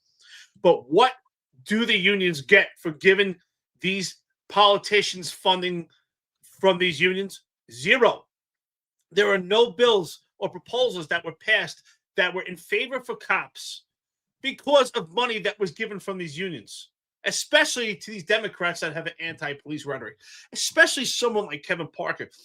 If you look at Kevin Parker's record, it's kind of colorful. He doesn't have any respect for any authority. Look at his record, and you'll see he has zero respect for authority, including some recent allegations of potential sexual allegations. Is this someone that we should be giving money to right now? Absolutely not. And especially where they have no respect for authority, especially the police department. And so we've seen no dividends, or we didn't yield any positive outcomes from giving this money. Now, again, we've heard Pat Hendry say numerous times that they're going to back in flood courtrooms. But it's too late to support a cop in the courtroom. It's too late to support a cop when they're at an administrative trial for CCRB, or support a cop that's at a criminal trial. We need to support them before it gets to that point. We need to start hammering the Civilian Complaint Review Board now. We need to put an emphasis that the Civilian Complaint Review Board is obsessed. This obsession has went beyond the realities of policing. Police officers are expected to police in a manner that's not reality. Now, I had asked Rob and Ron from the executive perspective on their show when they were doing their show, because I really believe this. Do you believe that optics overrides policy? And we see it when it comes to the Civilian Complaint Review Board. Optics overrides policy, because those police officers did everything right morally by the law, and they did everything right by man's law, and they did everything right by the book, and they didn't violate any policy. All they did was violate optics and become political pawns, and they're now defenseless, and they're the sheep because no one's protecting them. And the bottom line is, whether they're found not guilty or not, the stress that they have to go through right now, the CCRB can't handle stress of watching body camera, but these two police officers are dragged through the mud, and the stress levels that they have to go through. And unfortunately, we know the culture of the police department. Most likely, they're not getting support from in and around them. They're probably being treated as if they have leprosy, because this is what happens when you're in a jam and you're in a pickle on the job. So that's my message right now to all the cops that are out there. You need to support these two cops out there right now, because those two cops, they are you. Because you may get summoned to a 911 call where you don't have a choice, and you get information from a family that's confusing. They're not helping you. You find yourself in a kitchen with a potential perpetrator, someone emotionally disturbed, and they brandish an edged weapon. And unfortunately, if you rely on that taser, I know they say it's 100% effective 60% of the time. Do you want to go by those odds? That's absolutely ridiculous. It should work 99 out of 100 times. But there's too many variables to understand why the taser. In someone's home, in close proximity, those tasers are not going to work. In order for a taser to be effective, you need distance. So those two prongs can find two parts of the body to have AC/DC current flowing to stop and incapacitate someone. To rely on the taser is the death of cops. And unfortunately, some people need to be shot to protect people and to protect themselves. And those police officers should be commended and awarded, not condemned. So again, my message to Jessica Tisch is you have to dismiss this case immediately. If you do not, then watch the decimation of your own police department. Forget about Zoran Mamdani. He's not even here right now. It's happening under your watch. You are the police commissioner. Take a stance right now. You're not getting paid to go to work. You have the money. If you don't make a stance on this, it says a lot about what is your aspirations in your political career. So take a stance. As John said earlier, you're right. You are a billionaire heiress. Show us that you really care about the police department. You said you care about these men and women. Show us, and show us now. We're all watching. So I'm expecting to get a lot of threats from a bunch of fat losers in that wear pinky rings with suits on. And just a reminder, I'll walk right through all of you. I could give two shits. I'm looking right past all of you. I see past your careers. I'm looking past every single person in the police department now. I'm looking at my niece walking on the streets in New York City today, and I'm wondering, am I confident enough in the police department that I once worked for, that I was confident in when I went to work, that my wife and my kids were safe? That's what I'm worried about.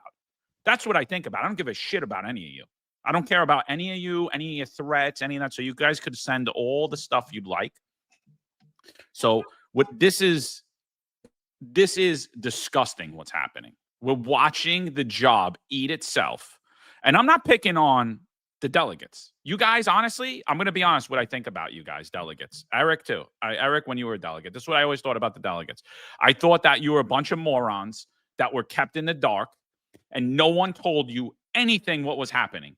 You trusted the people at top, as so did I, but they were keeping you They were feeding you mushrooms. They treated you like mushrooms. They were feeding you shit and keeping you in the dark, and you knew nothing. Yeah, we're fighting it. All right, go push the bullshit that we tell you guys. That's what you guys are. You guys need to wake up and understand what's happening.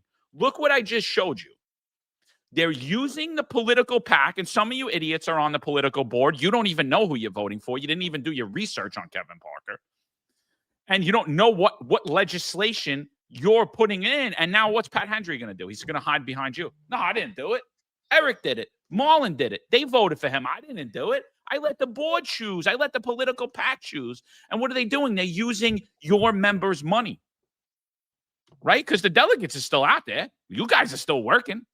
You're not protected. The board's protected. Why? And the board, what are they going to do? They're going to take you off the PAC, so you're not going to get an extra $500 check or whatever. Who gives a shit? Screw these guys. What you delegates should do is find the people who actually care, who aren't the guy that are getting, yeah, boss, great job, boss. Here you go, kissing the PBA board's ass, trying to be on the board, or the SBA board's ass. Find the guys that actually give a shit about the guys and the girls. And you guys need to form a coalition, and you need to decide which direction you want this department to go into. You need to decide what you want your name attached to, what you want your legacy attached to, because, guys, it's temporary. It goes like this. You're going to look back and regret everything you did. You're going to sit up at night and drink yourself to sleep like a lot of people and listen to this podcast and send threats at night behind fake names. Or you're going to actually do something that you're proud of, and you're going to hold your head up, and you're going to say, you know what? I don't care what any people got to say about me, because I know what I did and I know who I am. And that's what you need to start doing as delegates. You need to start taking back. And you guys, and I never said to no unions. I said revamp the union. Get rid of the leadership. I said defund that political PAC, because look how they're using your money. And then you could always opt back in. You get good leadership in, no problem. I'll give you whatever it is, $1, $2, whatever you're taking out of my check. Now you say, all right, guys, now it's time. We're going to fund the right candidates. We're going to be transparent about what we're doing. Let's look at Kevin Parker for a second. You guys know anything about Kevin Parker? State senator. Let's look at his most notable eruptions. Let's see who your PBA donated to, who believes that the CCRB should have final say. Let's look at him. You want to hear about State Senator Kevin Parker's legendary temper? Let's hear about it. You want to hear? 2005. Kevin Parker's came to attention his temper early in his career at a state senator. Oh, by the way, Eric Adams endorsed him very recently, if you guys don't remember that too. So, yeah, I know Eric Adams is pro-cop. You know, the pro-cop Adams. What did he do in 2005? He was arrested in 2005 for punching a traffic agent who was giving him a ticket for double parking.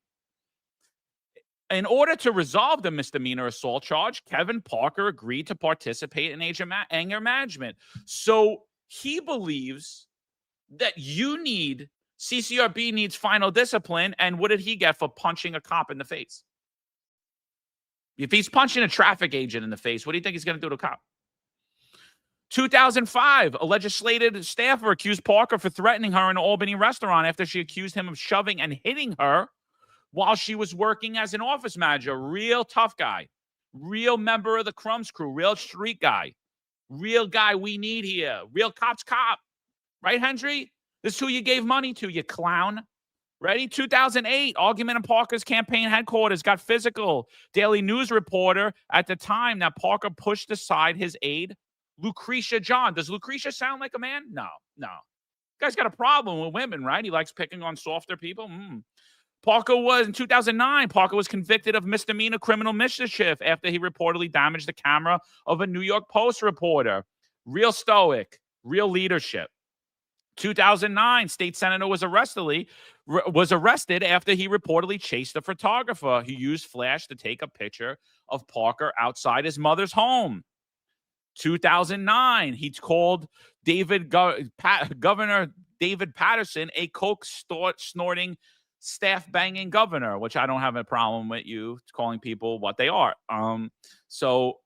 Reportedly in 2010, Parker charged towards State Senator Diane Savino during a contentious meeting. Oh, went after a woman again. Oh, you guys are real brave. Strength and honor. This is who Eric Adams endorsed. This is who all you in the NYPD gave your money to. And what's he saying? It goes on and on and on, by the way. I'm not going to keep reading. It goes on and on and on and on about what this dude is. But what did you do? You keep giving him money, because that wasn't the only donation in 2024. I mean, we've been donating through him his entire political career. We have, us as cops, we've been giving this guy money. He's punching us in the face, beating up women, and we're giving him money. Right? And what? And now we're giving him money again. And what do you guys get in return for that? You get a CCRB that's going to go against their own investigators and terminate you. That's what you get. Congratulations, Pat Henry. You're just as big as a failure, but as big as a skell as Pat Lynch and all the other skells you walk around with, pretending like you guys were ever cops when you were the furthest thing from it.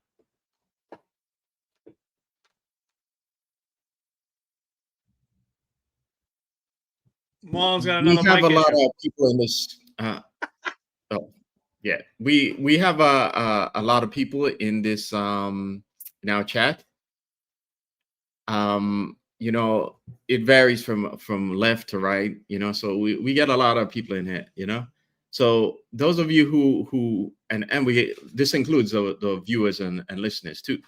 So if you're somebody on the left, like, you know, I see RH in the chat, and you think, you know, you're somebody who wants you want more guardians, okay? You want police to be kinder More and gentler, okay? Yeah, we talked about how this is a problem, but let's look at it from your side, okay? There's a reason why I'm bringing this up now, okay? Let's look at it from your side. You want a kinder, gentler police department that's more approachable and you know, talks to the community more gently, okay? Now, let me ask you a question. Do you think you're going to get that kind of police when the administration, when you have these problems in the police department, you know, when you have a system in the police department that just disregards the police officer, that you know, everybody's looking out for their own self-interest and nobody's looking out for the long-term health of the department and long-term and like the mental health of cops who have to work inside this environment. No, you're not going to get the best quality cops.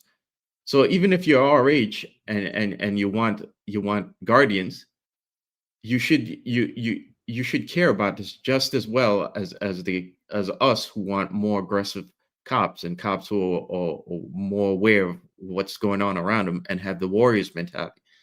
Because if cops feel that the job doesn't care about them, okay, that the unions don't care about them, the bosses at the top are only looking out for their own self-interest, and nobody cares about the long-term health of the department, you're going to get a poor quality on both ends, okay?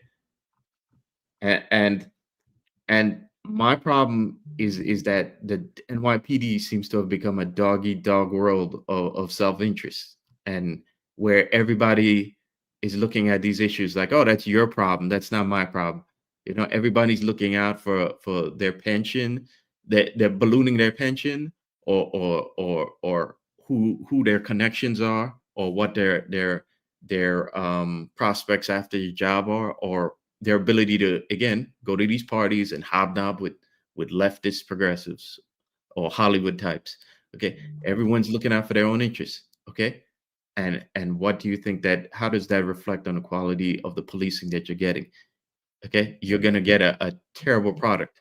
You're gonna get cops who don't want to be there, and they reflect that attitude. They reflect the attitude that nobody cares about me, that I have to look out for my own self-interest. You're gonna get that reflected in their response to the public. Okay, so you're not gonna get the cops that are the guardians, the softies who are going to they're going to talk. They're going to respond to the public with empathy. You're not going to get that, and you're not going to get the cop who wants to get out there and be aggressive and catch the bad guys. You're going to get cops who seem disinterested and are detached from their jobs. Okay, and so what I'm saying here is that it doesn't matter which side of the aisle you're looking at this issue from. Okay, you all should care about this just as much as we do here. And you all, especially if you're on the job, you should be talking. You should be going to your unions and speaking out about this and being vocal about this, because it's not going to get better. And as we're seeing right now, it's just getting worse. Now, John, back to what you were saying, brother. I was a delegate, but I wasn't a moron. And I'll tell you why. I knew that I was left out in the dark. I knew they weren't giving me information. There's a lack of communication breakdown, but it's done on purpose. But I knew if I was the SBA delegate or the Lieutenant Benevolent Association delegate, I'm aware of that, and I'm willing to push back on them. And that's why they voted me as a delegate, because they knew I was willing to push back. But yes, it's done by design, and they do keep the delegates in the dark. I was left in the dark. They do it on purpose, and they treat you more as a liaison. So I would definitely, even though the title was delegate, I would consider myself as being just a liaison. Only the trustees and the people on the board know what's going on, and they're the ones that really run the union. So if anyone's morons, it's the leadership. The delegates, and I hope they're aware of it, because I was aware of it, you're just a liaison. It's unfortunate. They call you a delegate, but you don't delegate anything other than passing information of what they want you to know and what they want you to pass. So for that part, I agree. So with that being said, but you're looking at that record of Kevin Parker, who has zero respect for any uniforms. This is the last guy we should be giving money to. He assaulted a traffic agent, I think it was another assault case, rape allegations. This is someone that we're giving money to. He shouldn't get a red cent from the unions. Shouldn't get any money. But this is the telltale, and we said it for now 3 years of different donations that are telltale of what goes on with these unions. And it's unfortunate because this is money of the members. The members are what's supporting the union, and the union should give back to them by giving them the right fight. The fight has to be before the courtrooms. The courtrooms are just far too late. They really are. I think the courtrooms are far too late, and it's unfortunate. And I hope for change. I hope that we could keep our feet to the fire and get some real change here. I just don't know, because Marlon, you brought up a great point. Think about Lou and Ramos and how sad and tragic that murder was. And with that being said, what changes have we seen for the better? And the changes just get worse. And that's why the Civilian Complaint Review Board has the power that they have, because no one's challenging it. No one's challenging the CCRB, and they just keep getting more legislation in their favor and keep crying that they don't have funding, and they have incompetence, inadequate investigators. And yet we have complete incompetence there that are going to tell police officers how to face someone with an edged weapon, when these people in CCRB wouldn't even go to a room with someone that was yelling at them. This is just an abomination. I'm disgusted by this. Listen, this is all the unions, dude. This is a direct result. I don't care about the Democrats. I don't care about the progressives. I don't even care about the leadership of the job. The legislation that's coming out is a direct result of the unions. The politicians that are being allowed to use the police department's name is a direct result of the unions. They're getting elected. They're the public safety candidates. Eric Adams is the public safety mayor. And I'm sorry, I'm going to say it again. Like, if you're on a political board and you're just voting for someone because Pat Hendry told you or a trustee told you and you have no idea, I'm sorry. You need to you are low informed. You don't know what you're doing. You're funding your own demise. Again, you know what the biggest threat, you know what the unions care about the most? If you ask a question. God forbid a union member asks a question. Union member goes to his delegate with a valid question. Delegate's like, I don't know. He calls a trustee. What does the trustee say? Fuck that guy, Mo. Come on, Mo. Come on, Mo. I gotta, it is what it is, Mo. It is what it is. We're working. We're gonna get the good candidates in, Mo. Don't worry about it, all right? Yeah. Talk to you later, all right? If you even just take it, kid. That's what it is, dude. That's Okay. what it is. Like I'm sorry. I went to the LBA meeting. I thought it was a fucking disgrace. I honestly did. I went to the LBA meeting during COVID. I thought it was the biggest disgrace. It was the biggest bunch of lies. There was a bunch of old people who have no business even talking about anything in the union. They didn't care about nothing. They're worried about Medicare. They're like, I don't care about none of this. I'm like, of course you don't care about it. You're lucky to even be here. You're 80 years old. What are you in this conversation for? You're not on the job. Like, get out of here. Nobody cares what you think. What do you Like, you know what I mean? Like nobody cares. We're talking about what's affecting members right now. Nobody cares. I don't care that you're 80 years old and you did 50 years on the job. Good for you. Like, you want to talk about baby food that they're going to serve in the nursing home? Then you have a vote. Like, here, you shouldn't have a vote. Like, you shouldn't be saying what's happening with active members and saying you don't give a shit about it. You don't care about active members. What do you mean you don't care about active members? Are we all in a union or are we not? And then you have all it's honestly it's disgusting to me. And the vaccine mandate proved it. What they do, they funded and endorsed the candidates that were going to fire all the people. They funded and endorsed the candidates that were going to fire Marlon, force me off the job, to turn their back on Eric and say screw you, you messed up, the community fired you, right? All that's bullshit, like right, John Shell, right? And what they do, they funded those candidates. So then when they put in a fake lawsuit, because they're not fighting it in court, it's a sham. It's a show. Do you think the unions really fought anything in court in these last 10, 15 years? They haven't fought one thing in court. You think they really fought the vaccine mandate in court? They put in, I read the lawsuits they put in, and I said, this is fucking garbage. I would throw this in the garbage, and I'm totally against these mandates. They did this on purpose to set precedent, and they did it so that I can't turn around and sue and say they weren't representing me. That's why they did it. LBA, you're an exception. You could actually still be sued over it. So CEA too, you could actually still be sued because you guys did absolutely fucking nothing. And this is what's happening. So they keep the delegates in the fucking dark. They feed them absolutely nothing. They feed them shit. The delegates basically, it's like telephone game. It's literally, what I heard that they're negotiating the deal, and then you guys are going to get a raise in about June maybe, and they're looking for the 2%, but they're working on it. They're fighting it.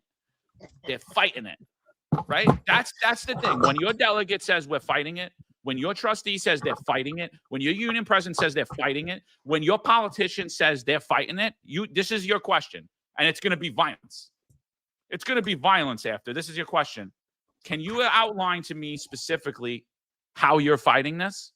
And then guess what you're going to be met with? Threats. You're going to be a horrible person.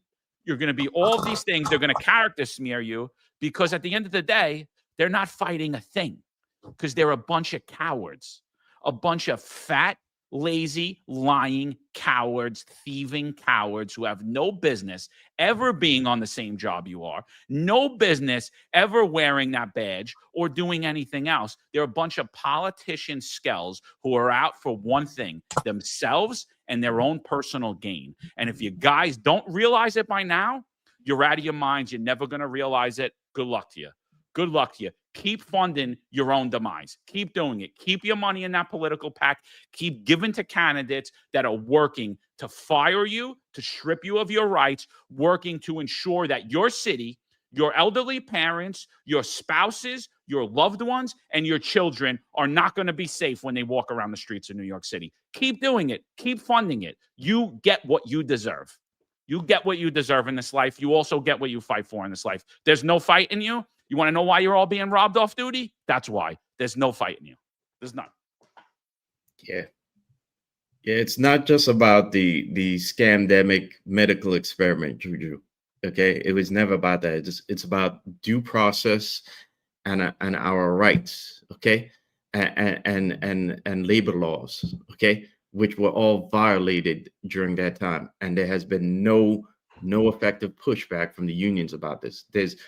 Think of it for a second. There's not even that. Has the unions talked about adverse reactions to it and guaranteeing you the people who took it?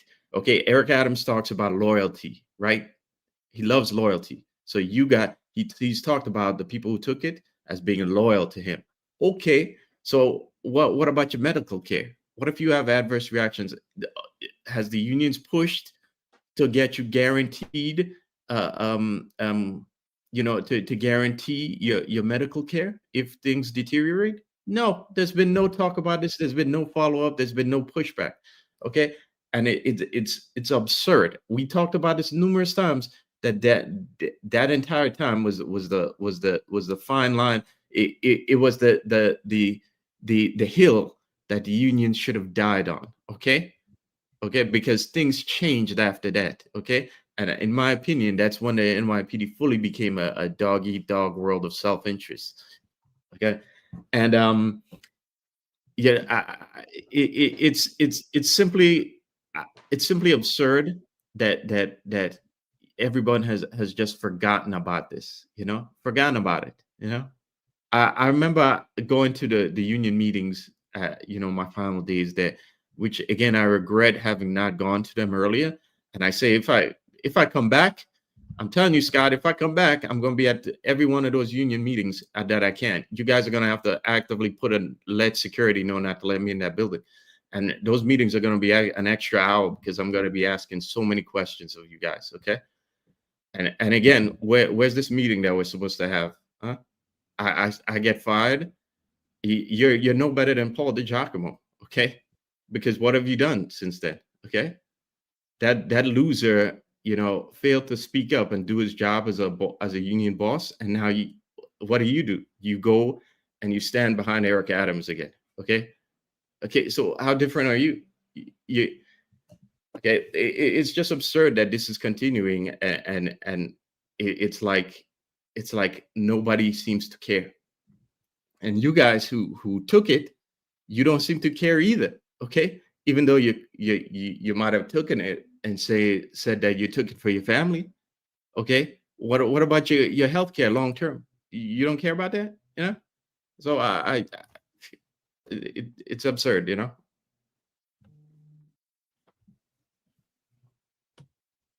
Omar Sharif, I'm going to push back on your comment, but I'll get to that in a second. So I just want to say, though, and think about this. And we raised some great points here.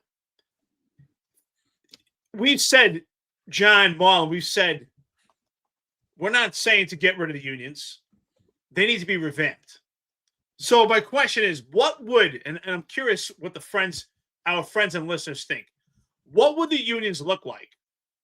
Or what would the trustees appear to be if there were term limits and the union leaders were also expected to have appearances in the street? Do you think, John and Marlon, and also our friends and listeners, if we had term limits and those union leaders, while they're union leaders, have appearances on the street throughout the year, I don't know how many appearances that would be, and then they're back into general population, and then they could come back, do you think that they would look more like cops than public officials? Do you think that would, because what happens with these unions is they don't look like cops anymore. They look like they're political officials, and they look like they're in bed with the enemy. And I think that if they had appearances on the street and there were term limits, I think they would start looking more like working cops, and they would have a more intimate relationship with the cops that are out there. I mean, when's the last time a union leader who has 30 years in the police department, not as a cop, went on the street and had a conversation 3 years on the job? Other than a surface level conversation. When's the last time they had a real conversation about, hey, kid, what is it like to stand here with a phone, 2 phones, a body camera, a taser, a gun, business cards in this environment? What is it really like? And unless you're actually standing there with them as a union leader, you're a spectator just like everybody else. Now, Omar Sharif, let me see your comment again. Okay. Your comment is, why didn't John, and you asked myself, why didn't we speak out during our career? Now, that's a great question, but I'm going to have to push back on you. John and I did speak out in the manner that we could, as much as we could, but you are restricted to a point to keep your job. You have freedom of speech, but there's a point where they could terminate you. It wasn't our role to speak out. It's the role of the leadership, and it's the role of the unions. And we did our best. John did. I heard him specifically ask the union about questions about the mandate. I specifically put pressure on the unions about the Civilian Complaint Review Board and asked questions. That's where our voices were heard. John and myself both barked and spoke to the unions. That's where we were supposed to speak out, and the unions were supposed to represent us along with the leadership, and that's where it failed. And now we have an opportunity in retirement with free speech to give those people the representation that we did not get. John, what do you thought? You agree? Well, first, I would just say that, like, if we put your plan into place, the union would look totally different, because absolutely everyone that's running all those unions would not be there. I got to go out of detail. I'm out. You don't even need to give them a week. Just give them a notification. Here you go. Report to the West Indian Day Juve. They're out. It's over. Can you imagine? Oh, it'll be like a family destroying event. I feel bad for their wives, for their kids. I got notified, honey. I give them the notification like 3 weeks in advance so you can watch them all get sick. They'll all go get surgeries in Brazil, get bigger butts, so that's one. Like, if you did that, you actually had actual working people, look totally different. Not only would they look like cops, they would sound like this podcast. They would be out on social media and in the media saying the same exact things that we're saying. They would look totally different. They would look like people who actually gave a shit, because guess what? They actually do give a shit. You know what I mean? So that's one. Two, Omar Sharif said whatever he said. He said, why weren't we advocating then? I'll tell you, myself personally, I'm going to follow up right what Marlon said. I trusted like a moron. I thought we had laws in this country. I thought we had a police department that protected us. I thought I lived in America, and America was a beautiful place free of corruption. That's what I thought. And I got slapped in my face. When I realized it, when it was too late, when the alligator ate me, when I'm sitting there and going, holy shit, I've dedicated my entire life to this job. I've worked countless hours on this job. I've put this job before my wife, before my kids, before my health, before my friends, before my family. I've done every single thing this job asked me to do. Numerous thousands of things I didn't want to do. Assignments I didn't want to be in, and I gave it my all, and I'm going to get fired, and I'm probably more competent than 99% of the people in this fucking department, and I'm going to get fired because I'm not putting something in my body that I already have antibodies for? Yeah. So, yeah, you're right. I didn't speak up because I believed everything, because I was treated like a mushroom. I was a moron being fed shit and being kept in the dark. And I was like, my union will be there for me. We have laws. And then when I actually met Lou Turco, I was like, holy shit, I'm fucked. Holy shit. These are the guys representing me. This is what they are. A bunch of soft Long Islanders who give two fucks about me. Yeah, no. Or anybody on this job or anything that's happening in the city. Yeah, so you're 100% right. Where was I? I was fucking stupid. That's where I was. Well, I don't want to cut you off, but I just got to say that you're right. Now, I felt like I was a fool also. There's no doubt about it, because I believed like a sense of good. I did speak out to the union. Like, I want to speak to the press, and I want to speak to the Civilian Complaint Review Board, because this is just not right what they're doing. They smeared my name, and the Civilian Complaint Review Board is complete bias and disdain. And I was told to stay in my corner. But there was a part of me, I believe, because people would tell me, even bosses, why are you still going out getting guns? Why are you still doing real police work? There were plenty of lieutenants that told me, just, I sit in my office and close the door all day. Just let the guys do it. And I said, I can't do that. I can't do that. I don't know how you sit there, close the door, and let the guys go out there. If they're going to be out there, I have to be out there with them. I'm responsible for their safety when it came to financially, physically, emotionally. How can I expect these guys to go out there to do the job, and I'm sitting in my office making more money than them, and they bear all the responsibility? Couldn't do it. And there was a part of me that believed that, no matter what, even though the Civilian Complaint Review Board is biased, disdain, and they're going after me, the job, and I say the job leadership is going to say, wait a minute. We asked him to go out there and get guns. He's doing the job we asked of him. I believed that they would protect me at some point. I believed it. I really did. And just like yourself, what you just said, John, here, when I realized and I had a stack of charges on my desk, and I was left like I had leprosy. It was too late. I was holy shit. And I woke up like, wow, I thought they would be there for me in my corner. I mean, they promoted me to lieutenant special assignment, but then all of a sudden, nope, you can't make captain. All of a sudden, you guys were dirty from the vaccine, but I was dirtied up from CCRB, and no one wanted to go near me anymore. And I woke up and I realized I got to my office one day and I'm sitting there and I'm like, what the hell happened over here? Like, what happened? You know, they used to call me Captain America. I was their hero, getting illegal firearms out. And then I was sitting there and like, crickets, because nobody was around. Nobody was coming to my office to see how I'm doing. I was alone. So you're spot on, John. It's unfortunate, but you know what? We're awakened right now. And here's where we're helping Omar Sharif. We're helping in retirement. You know what? Because I could have faded away. They offered me intel. I could be the CEO of an intel unit. They offered me the squad, numerous squads, and I turned it down. I said, you know what? I'm not going to fade away and disappear. I'm going to retire. And John and I are going to speak out. And you know, now we're a full network and we're a force to help. So you know what? We're speaking out now. John, Marlon, sorry to take your time, brother. No. I mean, I think maybe if we had term limits, these guys would stop acting like mob bosses, because, you know, I speak to them and I get this vibe. You're more a mob boss now than you are like a union leader. And I said that when I spoke to Scott. I'm like, is this guy a union leader, or am I talking to a mob boss here? You know, but you know,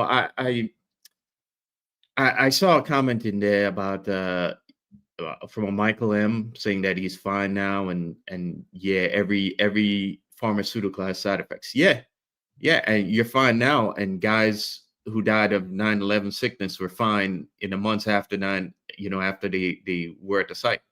We're not talking about now. We're talking about 10 years from now, guy. Okay, some of y'all need to. Some of y'all need to really wake up here. Okay. You need to realize that look further than tomorrow or the next hour. You got to look long term, and you have to look long term at the health of the job. And the kind of condition you're leaving the job now for these younger guys. Okay, it's no wonder, like, when I walk around Manhattan and I see a lot of these cops, they look detached and uninterested. You know, it's because look at the crap you're leaving them. You know, and no wonder they're busy leaving the job. And by the way, you know, I see that I think it's Suffolk County that's raising the age limit to like 37 or something. So you think you got problems now with attrition? You know that you think Suffolk County is going to be the only job raising their age limit soon? I doubt it. So it's no wonder the young guys feel the way they do. You look at the crap you're leaving them. You know, all we've been saying from the start is that, you know, what happened to us is not exclusively, you know, these issues aren't exclusively us. It reflects upon the overall conditions of the job, and it may be CCRB for us, or it may be the scamdemic, but tomorrow it's going to be another issue, because these problems are systematic with the job, and they need to be addressed, and they need to be spoken up about and fought for, you know, and held, and the job needs to be held to its feet needs to be held to the fire. Okay, because it you know, things aren't getting any better. Well, no, but you know, it's sorry for my anger today. I didn't get to work out yesterday, so I think I got a lot. I think I got a lot of pent up. You got pent up. Yeah, I got pent up anger, I think. But honestly, that's what I felt like. You ever see the beginning scene of The Godfather? He's like, I believe in America. You know, this country is made. That was me. I'm that guy. That's how I felt. That's how I felt during the mandate. I was like, holy shit. I thought, and you know, and then the Don sitting there and he's like, oh, I get it. You didn't want to be my friend. You thought you had laws that protected you. You thought the police protected you. You thought the courts were going to protect you. That's me. I was like, I'm the guy. I'm the baker. Oh, what was he? Was he the baker or was he the funeral parlor guy? I forget what the hell he was. I believe in America. That was me. I was a complete moron, honestly. And yeah, I if I had to do it over again, I would be in every union meeting smacking people. And I would have been more hated than I was for speaking my mind, because I wouldn't have just been speaking out in small circles. I would have been speaking out in all the union meetings. If I had to do it over again, that's what I would have did. Instead, you know what I did wrong? I focused on my job, and I wanted to do the best I could, and I was trying to excel at my career and make the most money I could for my family. And that's what I was actually damn good at it. And it's funny, all you guys always constantly make fun. Oh, I was in BMS. I was in BMS for 2 years. I was in IAB for 2 years. I was in FMD for like 2 years. You know what's funny? I'm like, you know why I was there? Is because the NYPD has no ability to see talent at all whatsoever. Right? So I could never get to the detective squad where I wanted to go. I could never get to any investigation units. You know why? Because I never went in the squad and kissed their ass. I went, I did my job, and they didn't like it. And if I solved a pattern, it was a problem. And if I arrested the bad guy that they were looking for, it was a problem. If I was too well informed, it was a problem. Talent's not rewarded on this job. You know what you get on this job when you have talent? You get hit with every fucking detail. You transport all the problem perps. You arrest all the bad guys while everybody else is just self-serving. Nah, I'm only going to write summonses to old ladies. I'm only going to lock up a girl who had a glass of wine for fucking dinner. I'm only going to go lock up that kid that's not going to give me a problem who hopped the turnstile. Those are the people that get ahead in the job. And I'm going to go up to the squad sergeant with a cup of coffee every day so he gives me, and the squad lieutenant. No, I'm sorry. And I always laugh, there's people in here that I worked with that they were fucking, and I'm not knocking DV cops, but come on, you weren't great cops. You weren't anti-crime material whatsoever. You went to fucking DV because you couldn't do street work. And then next thing I know, you're a fucking shitting on me. Oh, I was in BMS. Yeah, I was in BMS for 2 years. And even while I was there, I was a better cop than you. I still did more there than you. Even in IAB, I locked the guy up right in front of 315 Hudson Street for dealing heroin. So, I mean, and that's when I was a sergeant. So, I mean, like, come on. The jokes on the career, all of our careers got ended short. All these executives that tout the 7.5, 7.3, they never did a thing. They never did a thing until they got that command. Tariq Shepard acts like he's a cop. He never did a thing until he got to the 2A precinct. What has he got? He's probably got a big plaque about how he was in the 2A. I was the CO. I ran a couple 100,000 people, but story priest. Like, come on, bro. It's a joke. All the knocks on the career, they get so old to me. It's not funny. But yeah, but was I a moron when I was on the job? Yeah, absolutely. Am I more informed now? Absolutely. And so I don't regret it. I don't regret it. It's shit that happened. And as you get older and smarter and things happen, you become more awake to things. And there were a lot of things that I slid by me and I didn't care about. I pushed back at the DEI stuff constantly. I mean, but my voice went nowhere. Like I said, it went in the shredder. Nobody was caring. People like, what are you worried about? I would go to these stupid trainings and everybody would be like, shut up. Stop asking questions. What do you care? I'm like, what do you mean? What do I care? I literally remember I was in BMOC and they're telling me that I got to put a trans. Whatever they say they are, that's where I have to put them. And I'm like, well, what about when Peaches decides he's Frankie again and rapes a girl in the cell?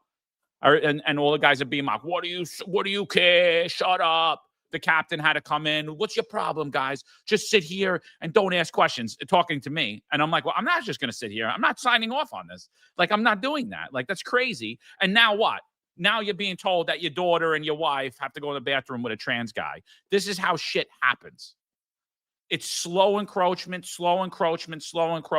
And now it's to the point, you guys it's free to watch a podcast. You're free to subscribe to a newsletter. You're free to subscribe to a podcast. And you think you don't live in communism? You're afraid to give your opinion. You're afraid to talk about your religious beliefs. You're afraid to say you believe in God. You're afraid to say that a man can't have a baby. And you don't think you're in communism right now? How many cops? Line them up. How many cops would say that? Line them up. How many cops in uniform would say a man cannot have a baby?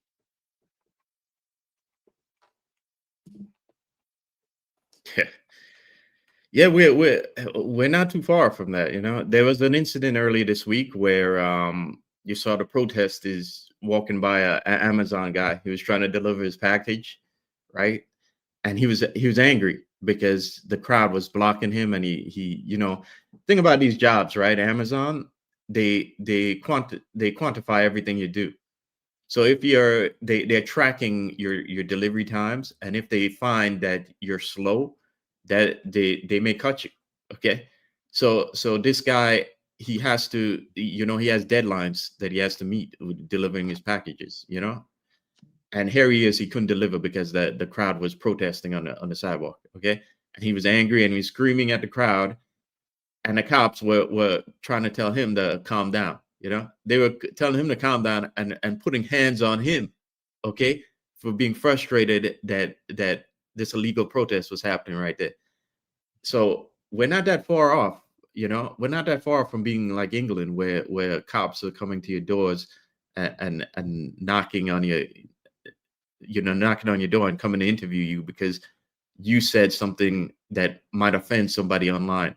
Okay. We're not that far off. Look, if you got guys who are such cowards that you don't even care about your own health, you don't even care about what the job did. Okay. You have union leaders who don't care about their membership. Okay. Who are looking to continue enriching themselves and continue building connections so their kids, have a guaranteed, their kids don't even have to do anything on the job. Okay. If you have that, okay, and you have cops who are scared to even subscribe to a podcast, what do you think they're going to do, right? You have cops who are scared to tell the crowd to make way so this guy can do his job, right? What do you think they're going to do when they're told by these leftists in places like strategic initiatives, when they're told, you know what, this guy, he's criticizing he's criticizing so-and-so fringe group online. You got to knock on his door and you got to talk to him. What do you think they're going to do? You think they're going to say no? No, they're going to follow through with the plan, and we're going to be like England soon. Okay. So when you have this cowardice, it's going to eventually spill over into everything. Okay. And this is the road that we're heading down to. Okay. So you guys gotta wake up here. So Omar Sharif, I want to address your comment. He says, John, again, you are a member of service. You should know why we are afraid to subscribe. So Omar, I don't. We get it. I don't. We know why you're afraid to subscribe. We know it. We acknowledge that most of the cops will subscribe anonymously with a fake name. Shout out to Hassan for standing up in the face of adversity. But we get it. We understand it. We keep all our credible sources anonymous. We never release anyone's information to protect you, and we understand it. But what we're trying to say is you have to understand that you are working in a communist type of environment. Now, we had done a watch party talking about an episode done by Tim Pool where he talks about is NYPD. So now what we're telling you is we were part of that same entity that you are right now. We get it. We understand. But that's why it's so important that we put an emphasis that the unions are supposed to be the voice. We have now become your voice of retirement, trying to help you. But that's why there has to be change with the union. That's why I'm saying if there were term limits and the union members had to have a certain amount of appearances on the street every year, I believe just those two factors alone would change the face of the union as we speak right now. Because they would have an intimate relationship with the cops that are out there. They would understand it. They would have term limits. They know and going back at the general population, and they would look more like working cops than public or political officials. That's where we need to change it. And yes, they call themselves cops, but most of the people in the unions feel as if they are public officials, and they walk in lockstep with other public officials. I mean, we see numerous press conferences where the press conference of the chief of department or if it's the police commissioner, along with the unions, walk in lockstep. Case in point, we saw it with Scott Monroe recently, right? They walked in lockstep in a press conference. It was the same line, which means it was rehearsed. But if they're working cops and they had term limits, I believe that would change a lot. All right. Do I think the union should completely go away? I've said it before. I don't think you should be paying union dues if you're not getting anything for it. I mean, the reality is if you're in a jam or a pickle, you're probably going to get your own attorney anyway. But let's have a real conversation. It needs to be revamped. And I think that's where we should start. Have appearances on the street with term limits. And I think that would change a bit and let's get this ideology out. They're not public officials. They should look just like you and me. They should look like they're working cops. That's exactly what they should look like, to have this, so that they understand you and have the voice for you. They should look like working street cops. So speaking of Ric Flair, Scott Monroe, excuse me.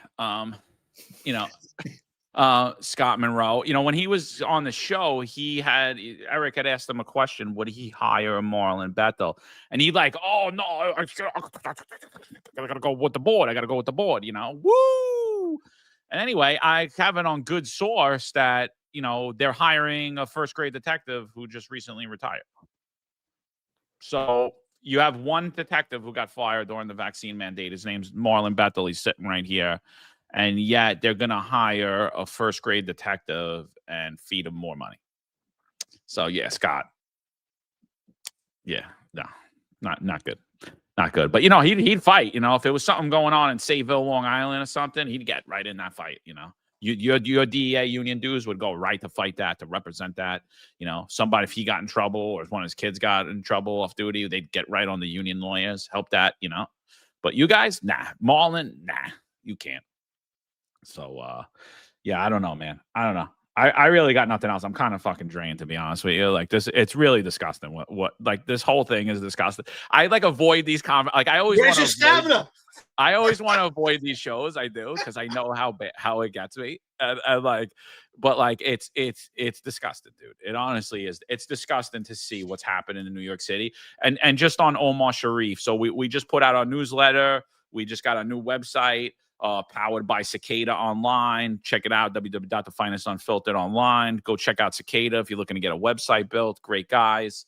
Do I think that I used to say like, oh, don't follow me, don't like anything, don't check it, don't follow, don't subscribe. Now I'm telling you, you know what? That's a bunch of bullshit.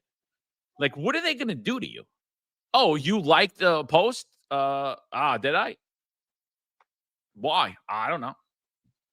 What are they going to do to you? You subscribe to the Finest Unfiltered? What's funny is like, I know people that have been questioned by Daughtry and by Shell. What are you doing with those guys? What are you doing with those guys? And you know what their response was? One of them anyway. He said, why are you listening? So they're listening, but you can't listen? What? Group one? What are they going to do? Do you ever see Group One? Most of Group One? If they walk in a precinct, you're like, who the fuck is this guy? And it's like, talk about meek, timid, docile. Talk about zero presence. Talk about more than likely to get robbed on a train station. Talk about more than likely to be soft-armed. I'm not even going to say, like, just walked up, like, yo, run your chain, run your pockets. Like one of those. That's group. Like, this is who you're worried about, the guys in IMV? You kidding me? Asking you why you subscribe to a podcast or listen to a podcast. You could subscribe to Alex Jones on InfoWars. The guy's telling you to eat your neighbor, but you can't listen to three guys talk about and interview people and talk about things related to New York City politics and give opinions. Is this the state of America that we're in? You could follow Alex Jones on social media online, and you could learn about, or Joe Rogan is talking about aliens and literally is an expert in nothing, but people act like he is. Great guy. I like the show. But he's giving opinions. We're doing the same thing here, and you can't do that. Well, I could follow Joe Rogan, but I can't follow Eric. I can't follow Marlon because he talks about Bitcoin. Like I'm sorry, it's disgusting. It's honestly, we're on fire today, brother. No, but it's disgusting, dude. Hey, it really is. And I'm sitting there going, yeah, no, don't follow me. I should say no. Grow a pair of balls, get some testosterone back in your body. What are they going to do to you? What are they, like, really? What are they going to do? They're going to bring you into what? Oh, did you follow the Finest Unfiltered? Yeah. Why? I don't know. Okay, thank you. What are they doing to you? It's still America. You might as well use your freedoms while you got them, unless you're just willingly going to trade them, which appears that we are, by the way, but whatever. Yeah. I'm gonna disagree with John on one point that Scott Monroe isn't Ric Flair. Okay, Ric Flair has personality, and Ric Flair actually has fight in him. Okay, And I'd rather have Rick. Could we, could somebody nominate Ric Flair to be the DA president, guys? Those of you still on there. Woo! But one point I also want to bring up is the fact that like we had a meeting scheduled, we actually got to that point, right? And then he called me back and he told me we're gonna have to reschedule it because the police commissioner just called him. Okay.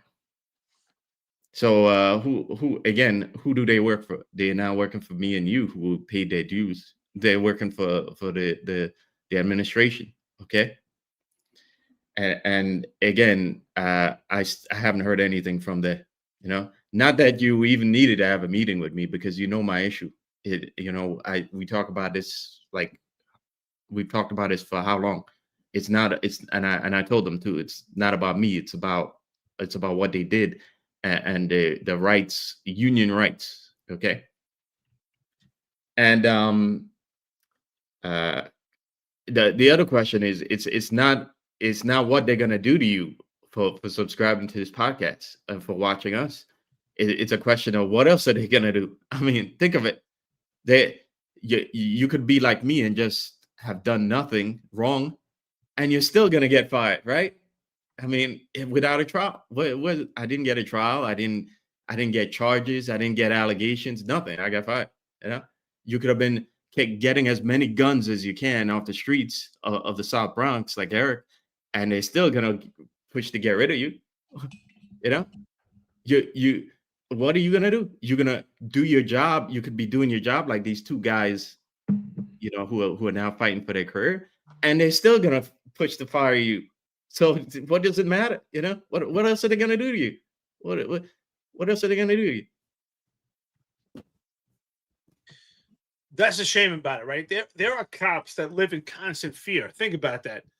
And they've normalized it. I mean, how many times in now a 3-year period since I've retired and John and I started podcasting together, and how many phone calls did John and I both get? Aren't you guys worried that they're going to go after your pension? Cool. For what? I remember when John and I started podcasting, like people were like, why don't you wait for your first pension check before you guys start speaking out? I'm like, what? What are you talking about? If they go after my pension for giving my opinion, I'll be on the 5 o'clock news tomorrow. They'll make me famous tomorrow. What? And people normalize this. And they even normalize that there were people that even told me, John, I think we talked about, I don't know if I ever said that to you, but people actually told me, are you worried that they're going to kill you?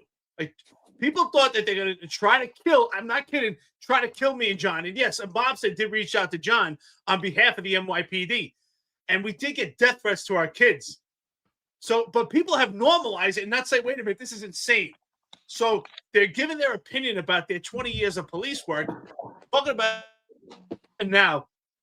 And these guys should worry about their pension and worry about someone trying to kill them. And you normalize that. And no one has said, wait a minute, this is insane.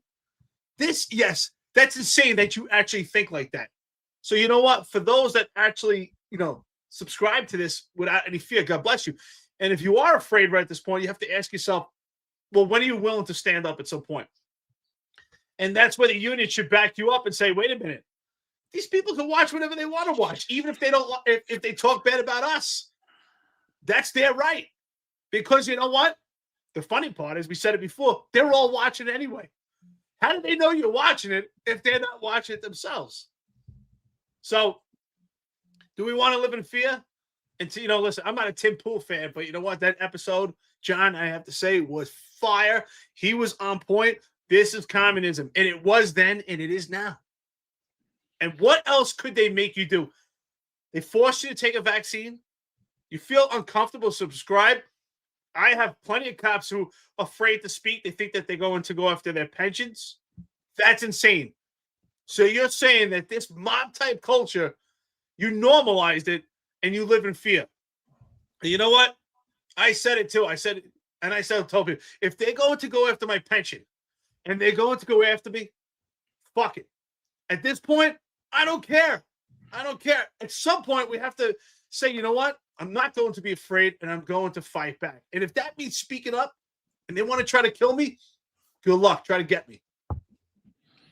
Yeah, I mean, I just don't get it, And everyone's like, "Oh, they're gonna come in. What are they coming after you for? Like, really? Like, why do you watch those guys? Oh, I don't like them. I hate that asshole McCary. I hate that bald prick. I wish he wore a cap like Tim Pool or got fake hair plugs like Benny Johnson. I wish, like, what are they gonna do to you? Oh, you don't like those guys? Nah, boss, you're the best. They don't know that Eric Adams is the best mayor in New York City, and you're the best chief of department there ever was. I'm so glad Madry got out so you could get that job. What are they gonna do to you? I don't understand. Like you're saying, oh, well, says the guy that was forced to vest, says the guy that got fired. Yeah, says us. Yeah, exactly. They had us our asses against the wall on things that a whole city edict. You think they're going after individuals? FYI, we just hit 40,000 subscribers today. We're larger than the New York City Police Department, and that's only on YouTube, by the way. That's not on. Forget about all the other platforms where most of our stuff comes from the audio. So I mean, we're like, what are they gonna do? They're gonna fire all you guys? You're all listening. It's so that's it. Yeah, www.thefinestunfiltered.com. We're going to start putting more articles up. Check out the newsletter. We're putting together articles. And, we'll have some original content on there. Eric has wrote a few articles. I'm going to write a few more articles. Jack Stern's going to weigh in with a few articles. Hopefully Marlon, everybody else, any of you guys want to write an article, reach out to us, hit us up. Like I said, we're not going to put everything out there, but if we think it's appropriate for the time and it flows, absolutely. Anybody interested in sponsoring the website, let us know. The sponsorship opportunity is available for the website, for other things we're working on. And I don't know, man. I don't know. So you guys got anything else before we get out of here? I know we were going to talk about a bunch of shit, but I think it's like 3 hours. I got someone anonymous right now telling me they got some more about the department. It just end. Nothing about the sources. Scandal after scandal. So if anyone's, you know what? I won't call anybody now. I don't want the department looking around to see who's on the phone right now. I'll call you later. But anyway, listen. 2 hours and 40 minutes into it. John, you had the stamina to last. Marlon, as always, good times, brother. Friday roundtable. Enjoy your weekend, everybody. We will be back Monday, of course. And, for a stacked week for you. Tuesday, you got Sal Greco show. Tuesday night, 10-4 Tavern. Wednesday, again, the executive perspective. The news just keep coming. The content is there. Thank you, everyone. I really appreciate, all kidding aside, the engagement from our friends, listeners on the podcast, and haters, too. It really gets the algorithm going and gets the conversation going. You're a big part of the show, the engagement. So we appreciate it, as always. Marlon, any last thoughts, brother? Yeah. I saw two comments earlier. They weren't appropriate for the time, but I like to throw in a couple numbers here and there to just so the viewers have something to take away from this. So RH said that it's almost like desperation leads to crime, so we should invest in public welfare and not warriors fighting their own people. Well, to that, RH, the city invests $112 billion into public welfare, okay? And the budget for the police department is sure, it's big because we're a massive police department, okay? That budget is around $11 billion a year, okay? So the city already invests a lot of money in public welfare. And where is that money headed to? Okay. We've talked about this many times before about that money never reaches the people that it needs to. So you're with respect to your comment, you're wrong. Okay. Because the city already does that. Okay. And I'll also let me remind you that next year they want to bring it down to $6 billion from the $11 billion that the NYPD now has. And I want to know how they're going to do that and not cut services. Okay. Are they going to actually cut the waste and the fraud and the cash for ass programs?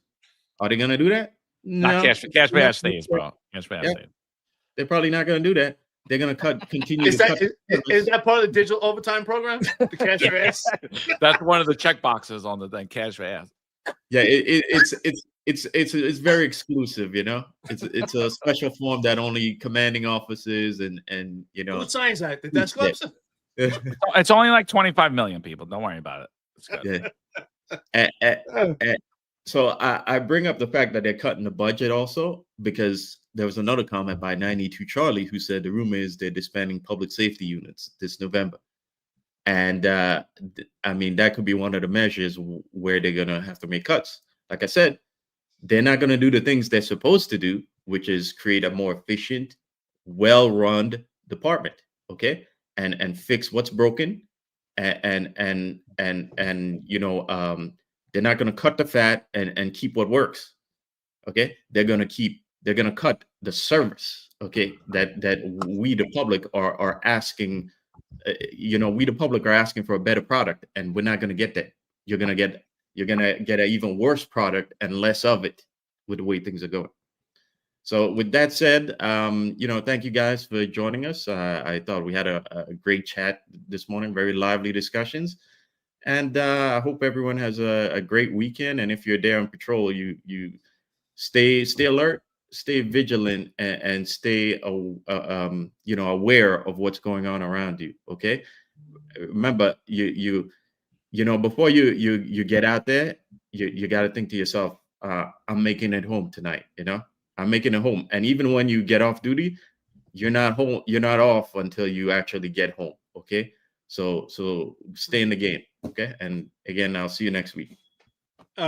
Before we go, I just want to acknowledge the coffee and donuts. Shout out to Hassan, $49.99, brother. John, you got the rest of them? We could pull up here. I'm trying to find. Yeah. So Hassan did $49.99. He says he was crying in the chat earlier. He's like, I'm the biggest fan, and they never acknowledge me. Yeah. So shut up, Hassan. Hassan, we got you, brother. He said, good morning, Triple H, aka Mo Crumbs, Eric. Congrats on being the first person to use the bathroom in all 50 states while sitting in the RV. Marlon, got nothing but respect for you. Definitely use Mike's Mo sauce for your mic. In love and memory, Derek. Hassan, we love you, brother. Wait, hold on 1 second, though. Hassan did say in an earlier comment that if Marlon did screw up his mic, he would give $100 coffee and donuts. But so, unfortunately, Marlon, you screwed up twice, so. Well, you should have told me that, I gotta tell you. Listen, it's only twice, okay? All right, we're making progress here. Damn, Hassan's happy. He saved his money. Yeah. All right, so see, we love you, Jesse James, $4.99. God bless the NYPD. So glad to be retired. Rich Raj, thank you, brother. Always in the chat. Hope all is well. $10. Appreciate you. Eric. $4.99. Big Bird for New York City Mayor. LOL. It's a sad state of affairs, bro. But I swear, I think people will be begging for him. I'm not even kidding. What's funny? You know what's funny, John? I guarantee it. How they say Eric Adams is he's the best mayor. He's got this great plan. With Zohran Mamdani, if he wins, they're gonna be Zohran Mamdani's plan is great. He's the best. You're gonna hear it. Oh yeah. You're definitely gonna have members of the NYPD saying that. 100%.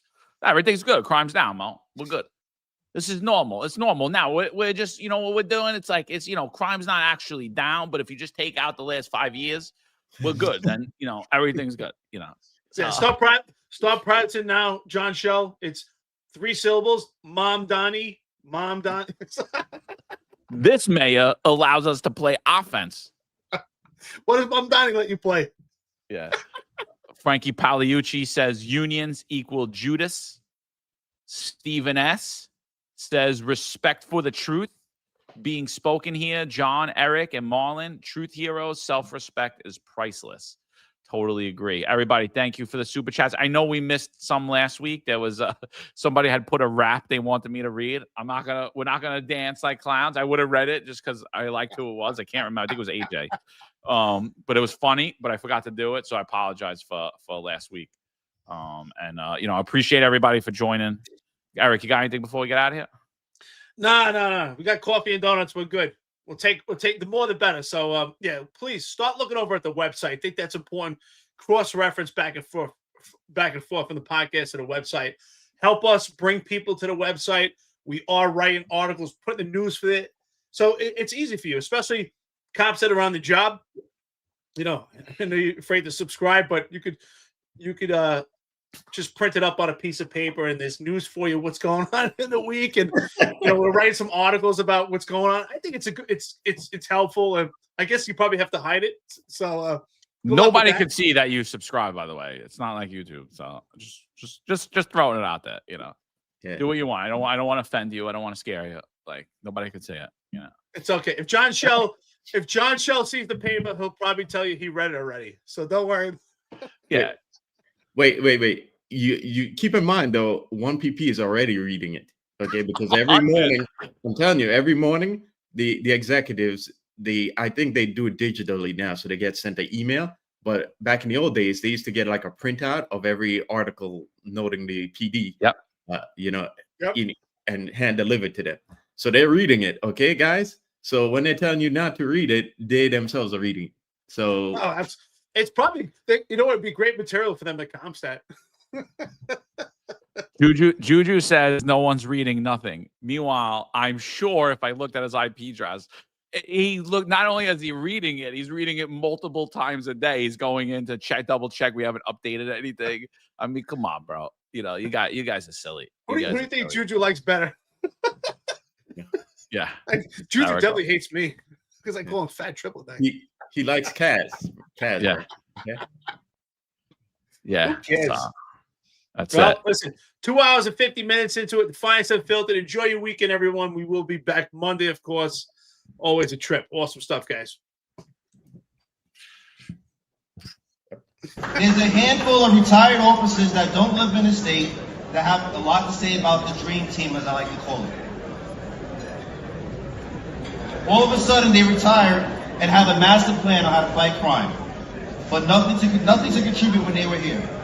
They want to come back and be part of the dream team. What can I say?